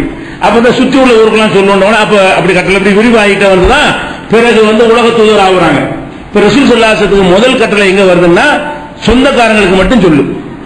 நபி ஆயிட்டீல, நீ உன் குடும்பத்தார பூரா கூப்பிடு, உறவினரை பூரா கூப்பிடு, கூப்பிட்டு மார்க்கத்தை சொல்லு அப்படின்னு அல்லாஹ் முதல் கட்டளை பிரச்சாரம் செய்யறதுக்கான அன்சிர் அஷீரத்தக்கல் அக்ரபீன், உம்முடைய நெருங்கிய சொந்தக்காரங்களுக்கு எச்சரிக்கை பண்ணுவாயாக என்ற கட்டளை இறங்கின உடனே ரசூல் ஸல்லல்லாஹு அலைஹி வஸல்லம் செய்றாங்கன்னா எல்லாத்தையும் கூப்பிடுறாங்க. அப்து முனாஃப்ங்கிறவங்க சொந்தக்காரங்க, அப்து ஷம்ஸ்ங்கிறவங்க ரசூலுல்லாஹ்வுடைய குறைஷ் கூட்டத்தில் உள்ளவங்க, இவங்கலாம் அவங்க எல்லாம் கூப்பிடுறாங்க. சில பிரமுகர்களை பேரை சொல்லி கூப்பிடுறாங்க. எப்படி கூப்பிடுறாங்க, உதாரணம் ரசூலுல்லாஹ்வுடைய பெரிய அப்பா அப்பாஸ் இருக்கிறாரு, யா அப்பாஸ் இப்னு அப்துல் முத்தலிப், அப்துல் முத்தலிபுடைய மகன் அப்பாஸ் அவர்களை இங்க வாங்க கூப்பிடுறாங்க. நெருங்கிய உறவினர்ங்கிற முறையில் கூப்பிடுறாங்க. கூப்பிட்டு என்ன சொல்றாங்கன்னு கேட்டா, லா உக்னி அன்க மினல்லாஹி ஷையா, அல்லாஹ்விடமிருந்து உங்களை நீங்க எங்க பெரியப்பா தான் காப்பாற்ற முடியாது. அல்லாஹ் சொன்னபடி நீங்க நடந்தா தான் நீங்க தப்பிக்க முடியுமே தவிர, நம்ம மகன் தான் தூதரா இருக்காரு, நம்ம மகனத்தால ரசூலாக்கி விட்டான், எப்படியோ தோல்ல தூக்கிட்டு உடைய சொர்க்கத்தில் போட்டுருவாரு அப்படி நினைச்சீங்கன்னா ஏமாந்துருவீங்கன்னு சொல்லி முதல்ல அந்த சொந்தக்காரங்களை எச்சரிக்கிற கட்டளை வந்த உடனே பெரியவாப்பாக்கு என்ன சொல்றாங்க, அப்பாஸ் அவர்களே, லா உக்னி அன்க மினல்லாஹி ஷையா வா யா சஃபியா அம்மத் ரசூலில்லாஹி, அல்லாஹ்வுடைய ரசூலுடைய மாமியே சஃபியாவே இங்க வாங்க, உங்களை என்னால காப்பாற்ற முடியாது. அல்லாஹ்வுடைய கட்டளை கட்டுப்பட்டு நீங்க நடந்தாலே தவிர என்னுடைய உறவு முறை உங்களை என்ன செய்யாது, மறுமையில காப்பாற்றி விடாது அப்படிங்கிறாங்க. அப்புறம் மகளை கூப்பிடுறாங்க, யா ஃபாத்திமத்து பின்த் முஹம்மத், முகமது மகள் ஃபாத்திமாவை இங்க வா, சலி மாஷீத்தி மிம்மாலி, என்னுடைய சொத்துக்கள்ல என்ன வேணும் கேட்டு தர்றேன். ரசூலுல்லாஹ் பணக்காரர் தானே, தூதராகும் போது ஊர்ல பெரிய செல்வந்தர் அவங்க தான். சலி மிம்மாலி மாஷீத்தி, இதோட சொத்துக்கள் என்ன வேணும் எல்லாத்தையும் நான் தரேன் எடுத்துக்க. ஆனா லாவுகனி அன்கி மினல்லாஹி ஷையா, அல்லாஹ்ட்ட ஒண்ணும் பண்ண முடியாது, நீ நல்லபடியா நடந்துக்க. இந்த மார்க்கம் நான் சொல்லக்கூடிய இந்த மார்க்கத்தை சொல்லிவிட்டு இந்த மார்க்கத்துக்கு எஜமான் நான் இல்லைன்னு சொல்றாங்க. இந்த ஏகத்து லா இலாஹ இல்லல்லாஹ் கலிமாவெல்லாம் சொல்லி அல்லாஹ்வை வணங்கணும்னு சொல்லி இந்த மார்க்கத்தை நீ ஏற்றாதான் வெற்றி பெறுவீங்கன்னு சொல்லிவிட்டு என்ன சொல்றாங்க, தூதர் நம்ம மகன் தூதர் ஆயிட்டாரு, நம்ம பாப்பா தூதர் ஆயிட்டாரு நினைச்சிடாதீங்க. இது மார்க்கத்துக்கு அல்லாஹ் சொந்தக்காரன், நான் உங்களை ஒண்ணுமே பண்ண முடியாது. நான் அந்த செய்தி எடுத்து சொல்ல வந்தவன் தானே தவிர மார்க்கத்தின் அதிகாரி இல்லை என்பதற்கு தான் பெத்த மாளிகை சொல்றாங்க. அப்ப உங்களை காப்பாற்ற முடியாது. இது புகாரியில 2753வது ஹதீஸாகவும் 4771வது ஹதீஸாகவும் இடம்பெற்றிருக்கிறது. பெத்த மகளே காப்பாற்ற முடியாது. எதுக்கு சொல்றாங்க, மார்க்கம் அல்லாஹ்வுக்கு சொந்தம், எனக்கு ஒண்ணுமே பண்ண முடியாது, அதிகாரம் கிடையாது, அதை சொல்றதுக்கு தான் சொல்றாங்க. இதை விட கடுமையாக இப்படி ஒரு ஹதீஸே போதும். அதாவது மனிதர்களுக்கு அதிகாரம் இருக்கு, அவுலியாக்களுக்கு அதிகாரம், பெரியாளுக்கு அதிகாரம் நினைக்கிறாங்களே, இவங்களுக்கு எல்லாம் இந்த ஒரு ஹதீஸ் போதும். நபிகள் நாயகம் ஸல்லல்லாஹு அலைஹி வஸல்லம் உடைய உஹது போர்ல அவங்களுடைய பற்கெல்லாம் உடைக்கப்படும், உங்களுக்கு தெரியும், கடவாய்ப்பெல்லாம் உடைக்கப்பட்டுச்சு. அப்படியே அந்த வாள் உள்ள போய் பொழுந்துருச்சு. அவ்வளவு பெரிய கடுமையான காயம், ரத்தம் பீரிட்டு அடிச்சு மூர்ச்சையாய் விழுந்துடுறாங்க. அந்த அளவுக்கு கடுமையான வேதனைப்பட்டு ரசூலுல்லாஹ் மூத்தா போயிட்டாங்கன்னு செய்தி பரவுற அளவுக்கு அந்த வெட்டி எப்படின்னா முடிஞ்சுக்காத சரியான இடத்துல போட்டேன் அப்படின்னு சொல்லி எதிரிகள் எல்லாம் போய் பேசி முகமது காலி ஆயிட்டாருன்னு பேசுற அளவுக்கு பலமான வெட்டு. அந்த பலமான வெட்டுல மயங்கி சாஞ்ச பிறகு தண்ணி தெளிச்சு இந்த சாம்பல்லாம் வச்சு கட்டிக்கிட்டு ரசூலுல்லாஹ் எந்திரிச்ச உடனே என்ன செய்யறாங்கன்னு கேட்டா, அவங்களுக்கு ரத்தத்தை தொடச்சிக்கிட்டே சொல்றாங்க, நல்ல காரியத்தாண்ட அவங்களை கூப்பிடுறேன், ஒரு நபியுடைய மூஞ்சில போய் ரத்த சாயத்தை பூசிட்டீங்கள, நீங்க எப்படி வெற்றி பெறுவீங்கன்னு கேட்கறாங்க. அந்த போர்க்களத்தில் வேதனை தாழ முடியாம ஒரு நபியின் முகத்தில் ரத்த சாயத்தை பூசியவர்கள் எப்படி வெற்றி பெறுவார்கள்? கைஃப இப்படி கௌமுன் சஜ்ஜு வஜ்ஹ நபியும் பித்தமி, நபியுடைய முகத்தில் ரத்த சாயம் பூசிய இவர்கள் எப்படி வெற்றி பெறுவார்கள்? இப்படி ஒரு வார்த்தையை சொல்றாங்க. இது யாருக்காவது சாதாரண விஷயமா தான் தெரியும், இதுல ஒரு மேட்டரே தெரியாது. ஆமா, ரத்த காயத்தை பூசினா கோபத்தில் சொல்றது தானே. நம்மள ஒரு அடிச்சுட்டான்னு வைங்களேன், என்ன அடிச்சுக்கலடா நீ எப்படி உருப்படுற பாப்போம், நம்ம சொல்லதானே செய்வோம். அது மாதிரி நம்மள ஏமாத்தினு வைங்கள, ஏமாத்திட்டீல நீ எப்படி இருக்க பாக்குறேன், நீ எப்படி முன்னேறன்னு பாக்குறேன், நல்லா இருப்பியான்னு பாக்குறேன்னு சொல்றோம்ல. இதெல்லாம் சாதாரண மனிதன் சொல்றான், இதுவே சொல்லக்கூடாது மார்க்கத்துல. இருந்தாலும் சாதாரண மனிதன் சொன்னா அது ஒரு கணக்கு. ரசூலுல்லாஹ் என்ன செய்யறாங்கன்னா, எனக்கு ரத்த சாயம் பூசிட்டீல நீ எப்படி ஜெயிப்ப? போர் நடந்துட்டு இருக்குங்க, அந்த போர்ல ஒரு அடிச்ச ரசூலுல்லாஹ் அடிச்ச காரணத்தினால அவங்க ஜெயிக்க மாட்டாங்க அப்படிங்கிற அர்த்தத்தில் ரசூலுல்லாஹ் சொல்லிடுறாங்க. அப்ப என்ன ஆகுதுன்னு கேட்டா, என்னை எவனா அடிச்சீங்கன்னா அவன் தோல்வி நிச்சயம், அதுக்கு அர்த்தம். என்னை எவனா அடிச்சீங்கன்னா எனக்கு ரத்த சாயத்தை பூசினீங்கன்னு சொன்னா நீங்கள் ஜெயிக்க முடியாது. இதை யார் எடுக்கணும் முடிவை? ஒருத்தர் ஜெயிப்பாரா ஜெயிக்க மாட்டாரா போர்லங்கிறது யார் எடுக்கணும்? அல்லாஹ் எடுக்கணும். அல்லாஹ் நாடினால் நபியை அடிச்சவங்களுக்கு வெற்றியை கொடுக்கவும் செய்வான், அல்லாஹ் நாடினால் நபிக்கு வெற்றியை கொடுப்பான். இத முடிவு அல்லாஹ் தான் எடுப்பானே தவிர நபி அடிச்சவன்லாம் தோத்தா போயிட்டான். கடந்த காலத்துல நபிகள் நாயக காலத்துக்கு முன்னாடி எத்தனை நபிமார்கள் வந்தாங்களே, அவங்கள கொலையெல்லாம் பண்ணாங்களே. அப்ப நபிமார்கள் அடிச்சவர்கள்லாம் தோத்து தான் ஆவாங்க இருக்கா? அது மறுமையில் தான். நபிமார்களுடைய உழைப்புக்கான கூலிகள் எல்லாம் மறுமையில் கிடைக்கும். இந்த உலகத்தில் வெற்றியும் கிடைக்கும், தோல்வியும் கிடைக்கும். இது ஒரு அளவுகளே கிடையாது. நல்லவனுக்கு தோல்வியும் வரும், கெட்டவன் ஜெயிக்கவும் செய்வான். இந்த உலகத்தில் மாற்றியும் நடக்கும். ஆனால் ரசூல் ஸல்லல்லாஹு அலைஹி வஸல்லம் இதை சொன்ன உடனே இந்த வார்த்தையை சொல்லிட்டாங்க. உடனே ஒரு வசனம் வருது, ஃபஅன்ஸலல்லாஹு தஆலா, அல்லாஹ் இறக்குறான், லைஸ லக மினல் அம்ரி ஷைஉன், அதிகாரத்தில் சிறிதளவும் உனக்கு இல்லை. எந்த நேரத்தில் வேதனை தாங்க முடியாம, அடி தாங்க முடியாம, ரத்தம் வலிஞ்சிட்டு இருக்கும் போது, ஏண்டா நபி முகத்தில் ரத்த சாயம் பூசினீங்களா எப்படா உருப்படுவேன்னு வார்த்தை கேட்டாங்க. இந்த நேரத்தில் வேதனையிலான சொல்றாங்க ரசூலுல்லாஹ், வேதனை தாங்க முடியாம தானே சொல்றாங்க. நம்ம தூதர் தானே, திட்டமிட்டா சொல்றாங்க, உணர்ச்சி வசப்படி தானே சொல்றாங்க. அப்படியெல்லாம் எடுத்துக்கிற மாட்டேங்கிறான். என்ன சொன்ன? அதிகாரம் கோயில் அப்படிதான் கேட்கறான்ல. அப்ப நீங்க உங்களை அடிச்சுதான் ஜெயிக்க முடியாதோ, நீங்க தான் முடிவு செய்வீங்களோ, அப்ப உங்களை அடிச்ச தோத்தான் போயிடுவான் அவன். இந்த துணியில் அல்லாஹ் என்ன செய்யறான்? இந்த வேதனையை பார்க்க மாட்டேங்கிறான். அவனுடைய பவர் அதான் அவனுக்கு. அல்லாஹ் பொறுத்த வரைக்கும் அவனுடைய பவர் வந்துச்சுன்னு வைங்களேன், நானா நீனான்ற பிரச்சனை எல்லாம் இறங்கவே மாட்டாங்க. அப்ப இது முடிவு செய்ய நானா நீனா அதாங்க மேட்ரு. எந்த நேரத்தில் சொல்ற அதெல்லாம் எனக்கு தேவையில்லை, யார் சொல்றதெல்லாம் தேவையில்லை. மேட்ரு என்ன? அதிகாரம் என்னதான் ஒண்ணுதான். நான் ரப்பா நீ ரப்பா, நான் எஜமானா நீ எஜமானா. இந்த அர்த்தம் அல்லாஹ் சொல்றான். இவ்வளவு கஷ்டமான நேரத்தில் வேதனையில சொல்லும் பொழுது சொல்றான், லைஸ லக மினல் அம்ரி ஷைஉன், அதிகாரத்தில் உமக்கு சிறிதளவும் கிடையாது. அல்லாஹ் நாடினால் அவர்களை மன்னிக்கவும் செய்வான், அல்லாஹ் நாடினால் வெற்றியும் கொடுப்பான். இதை நான் தான் முடிவெடுப்பேன். இந்த வசனம் 3:128 உள்ள வசனம்.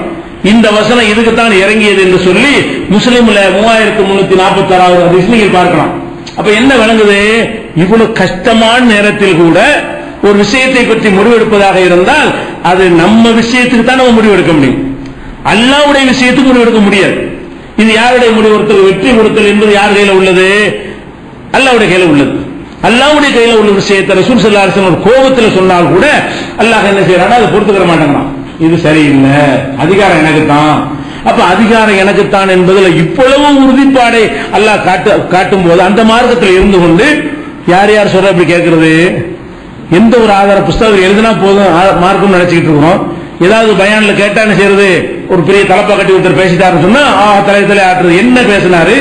அதுல குர்ஆன் ஆயத்து ஏதாவது இருக்குதா, அந்த ஆயத்து அந்த அர்த்தம் இருக்குதா, அதெல்லாம் பார்க்கணுமா இல்லையா? அப்ப எதை சொன்னாலும் கேட்கக்கூடிய அளவில் நம்ம போய் கொண்டிருந்தோமே. ஆனால் இதை அல்லாஹ் எப்படி எடுத்துக்கொள்வான்? நீங்கள் அல்லாஹ்வுடைய இடத்தில் அவங்களை வச்சாதான் எடுத்துக்குவோம், சாதாரண விஷயமா எடுத்துக்கொள்ள மாட்டான். இப்ப நாங்கெல்லாம் உதாரணம் சொல்வதா இருந்து இப்ப கூட சொன்னார் சகோதரர், இப்ப ஜுப்பா போடுற சுண்ணத்துன்னு சொல்றாங்க.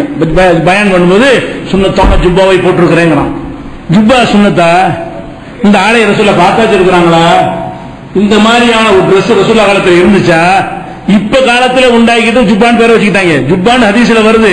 ஜுப்பானா குளிருக்காக போடக்கூடிய இறுக்கமான ஒரு சொற்றுக்கு பேர் தான் ஜுப்பா. இப்ப என்ன பண்ணிட்டாங்க? இவங்களா ஒரு டிரெஸ் உண்டாக்கிட்டு அதுக்கு ஜுப்பான் பேரை வச்சுக்கிட்டாங்க. அதை முழங்கால கீழே தூங்குற மாதிரி ஆடை போடுறாங்கல்ல, இதை போட்டாலும் தொழுகைக்கு விடுறாங்க. சட்டை போட்டு தொழுகை போனீங்கன்னு வைங்களேன், சுண்ணத்தான் ட்ரெஸ்ல ஆள பிடிச்சி தொழிலை விடுறாங்க. ஜிப்பா போட்டா தொழுகை செய்யணும். அப்ப இப்படி எல்லாம் ஒருத்தன் சொல்றானே, இது இருந்தா காட்டு, நாங்களும் ஏத்துக்கிறோம். இப்படி போடணும்னு அல்லாஹ் சொல்லட்டும், நாங்களும் போடுறோம். ரசூல் சொல்லட்டும் போடுறோம். நீ என்ன சொல்ற? இப்படி எல்லாம் இருக்கிறது. அதே மாதிரி நாங்கள் சொல்வதற்காக சில உதாரணத்தோடு சொன்னதா உங்களுக்கு புரியும். தப்லீக்ல போயிருக்கும் போது 7 சில்லா 280 நாள் நான் போயிருக்கேன் தப்லீக் ஜமாத்துல. இந்தியா கூட அப்பதான் சுத்தி பார்த்தது. அது போயிருந்த காலத்துல செய்யறது, சாப்பிட உட்காரும்போது 3 விதமா சாப்பிடணுமாங்க. சுண்ணத்து, அது பிறந்தது சுண்ணத்து. ஒரு முறை எப்படின்னு கேட்டா, இந்த பாத்ரூம் உட்காரும்ல அந்த மாதிரி உட்கார்ந்து சாப்பிடணுமா, அது ஒரு முறை.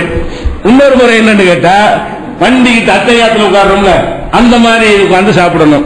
இன்னொரு முறை என்னன்னு கேட்டா, ஒரு காலம் அடிச்சு போட்டு ஒரு காலம் அப்படி நிமிர்த்தி வச்சு உட்கார்ந்து காட்டு, செஞ்சு காட்டின சொன்ன ஒரு காலில் உட்காரு, ஒரு கால தூக்கு, இப்படி இப்படி சாப்பிடணும். இது பாரு, இவர் மாதிரி இப்படி உட்காரணும். இப்படி ஒரு முறை, இது ஒரு சுண்ணத்தான். இல்லாட்டி அத்தையாத்துல உட்கார்ந்து இப்படி அது ஒரு சுண்ணத்து. இன்னொன்னு வந்து கக்கூசு மாதிரி உட்கார்றது, அது ஒரு சுண்ணத்து. இப்படிதான் சாப்பிடணும்னாங்க. இப்படி உட்கார்ந்து சாப்பிடணும் 280 நாள். இது சுண்ணத்துண்டாங்கல்ல. அப்ப விளங்கல சுண்ணத்துனா என்னன்னு. அப்ப என்ன வாயில வந்ததெல்லாம் சுண்ணத்துங்க இல்லடா, இது மாதிரி தான் சாப்பிடும். சம்மணம் போட்டு சாப்பிட்டோம்னா சைத்தானுடைய உட்காருதல் அப்படின்றாங்க. சைத்தானா இப்படி சாப்பிடுவான், நீ எப்படி சைத்தான் மாதிரி சாப்பிடுற அப்படின்னு சொல்லி நம்ம எல்லாம் அனுபவிச்சு பார்த்தோம். வாயில வந்ததெல்லாம் மார்க்கம் என்று சொல்லக்கூடிய அளவுக்கு மார்க்க அறிஞர்கள் இருந்தாங்க. இன்னைக்கு இருந்து கொண்டு குறைஞ்சிட்டாங்க இருக்கிறாங்க. அதுக்கு தான் அதை விழிப்புணர்வு ஊட்டுவதற்கு தான் இந்த தலைப்பு நம்ம எடுத்திருக்கிறோம். அப்ப நபிகள் நாயகம் ஸல்லல்லாஹு அலைஹி வஸல்லம் கூட இந்த மார்க்கத்தில் இப்படிலாம் சொல்ல அதிகாரம் இல்லை. அதை வழங்கி கூட அந்த மாதிரி நம்ப மாட்டோம். அடுத்ததாக பாருங்க, ரசூல் ஸல்லல்லாஹு அலைஹி வஸல்லம், இது முக்கியமான ஒரு விஷயம். நபி ஸல்லல்லாஹு அலைஹி வஸல்லம் அவங்க வந்து சில பேர் வந்து வழக்கு கொண்டு வருவாங்க, கேஸ் கொண்டு வருவாங்க. ஏன் அந்த சொத்து என்னுடையது இல்ல என்னுடைய, 2 பேர் வருவாங்க. ஒரு சொத்து வந்து யாருக்கு சொந்தம் என்பதற்காக வேண்டி 2 பேர் வழக்கு கொண்டு வருவாங்க. அப்ப ரசூல் ஸல்லல்லாஹு அலைஹி வஸல்லம் என்ன செய்வாங்க, விசாரிப்பாங்க. யார் திறமையா வாதாடுறாரோ அதை வச்சு நம்பி தீர்ப்பளிச்சிருவாங்க. பொய்யா கூட இருக்கும். யாருக்கு சாதகமா தீர்ப்பளிக்கிறாங்களோ அவன் தான் பிராடா இருப்பான்.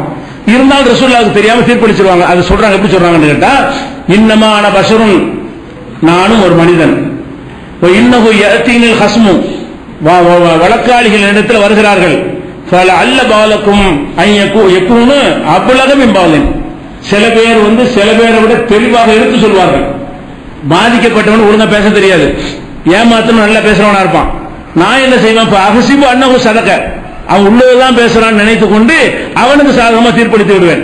இப்படி தீர்ப்பளித்து விட்டால் அவன் நரக துண்டைத்தான் என்னிடம் பெற்றுக் கொள்கிறான். உலகத்தில் நான் தீர்ப்பளிக்கத்தான் செய்வார், வழி இல்லை.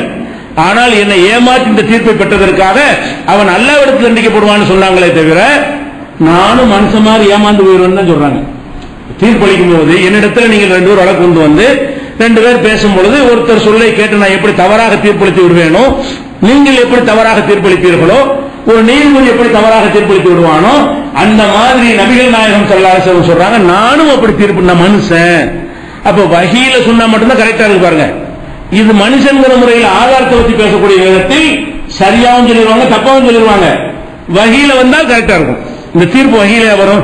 ஒரு கேஸ் வந்தவன விசாரிக்காம இவன் தான் குற்றவாளி நல்லா சொல்லுவானா, அப்படி சொல்லி இருந்தா நமக்கு முன்மாதிரி எல்லாம் போயிருக்கிறோம். நமக்கு ரசூலுல்லாஹ் முன்மாதிரி இருக்கணுமா இல்லையா? அதுக்காக அல்லாஹ் என்ன செய்யணும், அதுக்கெல்லாம் வஹி இறக்க மாட்டான். இது என்னுடைய ஒன்று வந்தால் வஹீல ஒரு செகண்ட்ல அல்லாஹ் தீர்ப்பு சொல்லிடலாம், இவன் தான் சொந்தக்காரன், இவன் பிராடு. அப்படி சொன்னால் நமக்கு என்ன முன்மாதிரி இருக்கிறது? அல்லாஹ்வுடைய தூதரை முன்மாதிரி அனுப்பியிருக்கிறான, அந்த வழக்கை எப்படி கையாளுவதுங்கிற நாளைக்கு நமக்கு கிடைக்கணுமே.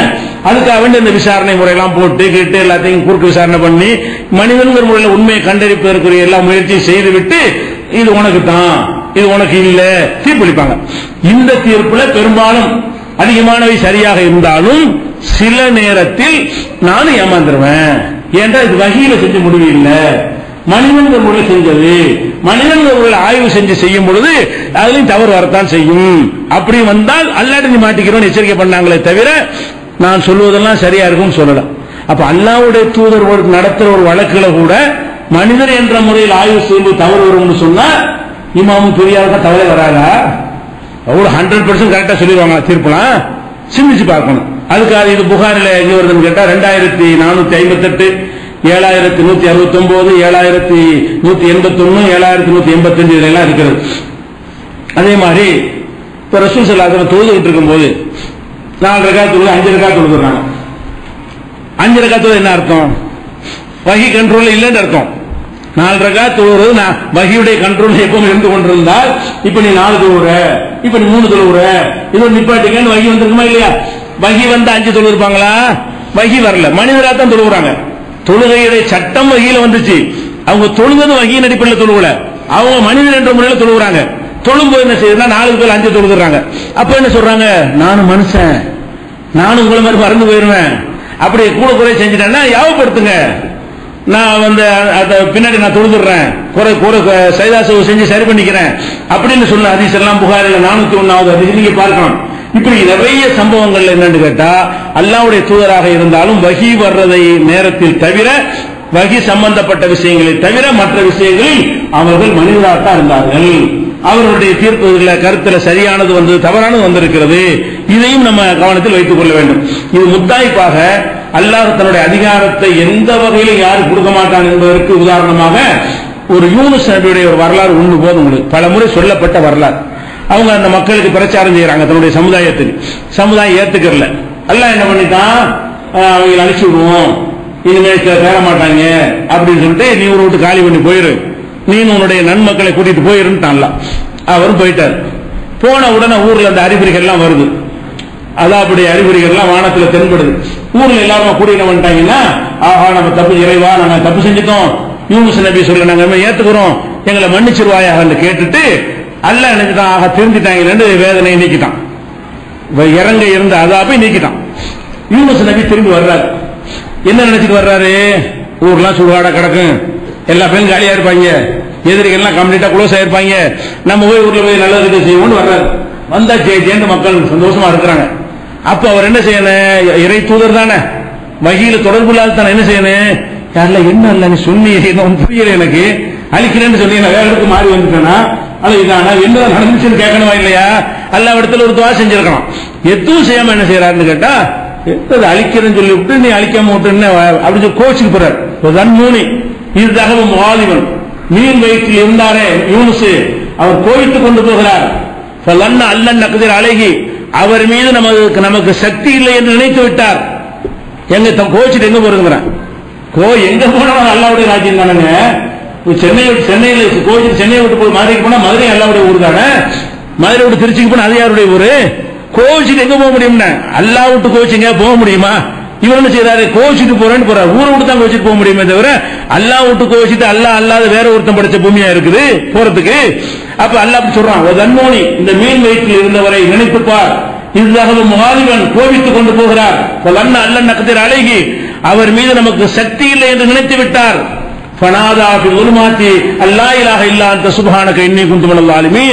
பல இருள்களுக்குள்ளே உள்ள சிறை வைத்து லா இலாஹ இல்லா அன்த சுப்ஹானக இன்னி குன்து மினல் ஸாலிமீன் சொல்ல வச்சுட்டேன் சொன்னாரே. மீன் வயிற்றுல போய் முழுக வச்சு பல நாட்கள் அதுக்குள்ள சிறை வைத்து, யா அல்லாஹ் நான் தான் தப்பு செஞ்சேன், தெரியாதனமா நான் எதிர்த்து கேள்வி கேட்டேன். அப்ப யூனுஸ் நபி அவர்கள் எதிர்த்து ஒரு சின்ன ஒரு சிம்டம்ஸை காட்டியதற்கு அல்லாஹ் கொடுத்த தண்டனை எது? மீன் வயிற்றுல கொண்டே சிறை வைக்கிறான். வச்சது மட்டும் இல்லாம ரசூலுல்லாஹ்வுக்கு எச்சரிக்கிறான், வலா தகுன் கஸாஹிபுல் ஹூத், இந்த மீன் வயிற்றில் இருந்தார யூனுஸ் அந்த மாதிரி நபி நீ நடக்க கூடாது, எச்சரிக்கை சொல்றேன். யூனுஸ் நபி என்ன செஞ்சாரு, அவர் நினைத்து நடக்கும் நினைச்சார். நான் வாக்களிச்சுட்டு கூட மாத்துவேன், அதிகாரம் எனக்கு உள்ளது, அந்த மக்கள் தெரிஞ்சுட்டா தண்டிக்காம விடுவேன், இவர்கிட்ட சொன்னாலும் செஞ்சுதான் ஆகணுமா, இவரை எதனால நான் எஜமானா நல்லா காட்டினா இல்லையா? இந்த தன்மை இந்த குணம் முகமது அவனுக்கு வரக்கூடாது. வலாத்த குன்க சாஹிபுல் ஹூத், இந்த மீன் வயிற்றில் இருந்தாரே யூனுஸ், அவரை போல நீ ஆகக்கூடாது என்று அல்லாஹ் கட்டளையிடுறான். அப்ப இது என்ன விளங்குது, அல்லாஹ்வுடைய அதிகாரத்தில் கொஸ்டின் பண்றது, ஏத்து கேட்கறது, அவன் சொல்லாத மார்க்கமாக்குறது, சொன்னதை மாத்துறது, மறைக்கிறது, கூட்டுறது, குறைக்கிறது, திருத்துறது, எந்த அதிகாரம் யாருக்கு கிடையாது என்பதை சந்தேகத்துக்கு இடமில்லாமல் நம்ம புரிந்து கொள்ள வேண்டும். இது போக இஸ்லாத்தின் ஆதாரம் இறைவனின் வகி மட்டுமே என்பதில் இன்னும் விரிவான கோணங்கள் எல்லாம் இருக்குது. அந்த விஷயங்கள் இன்ஷா அல்லாஹ் நாளை இருந்து பார்க்கலாம்.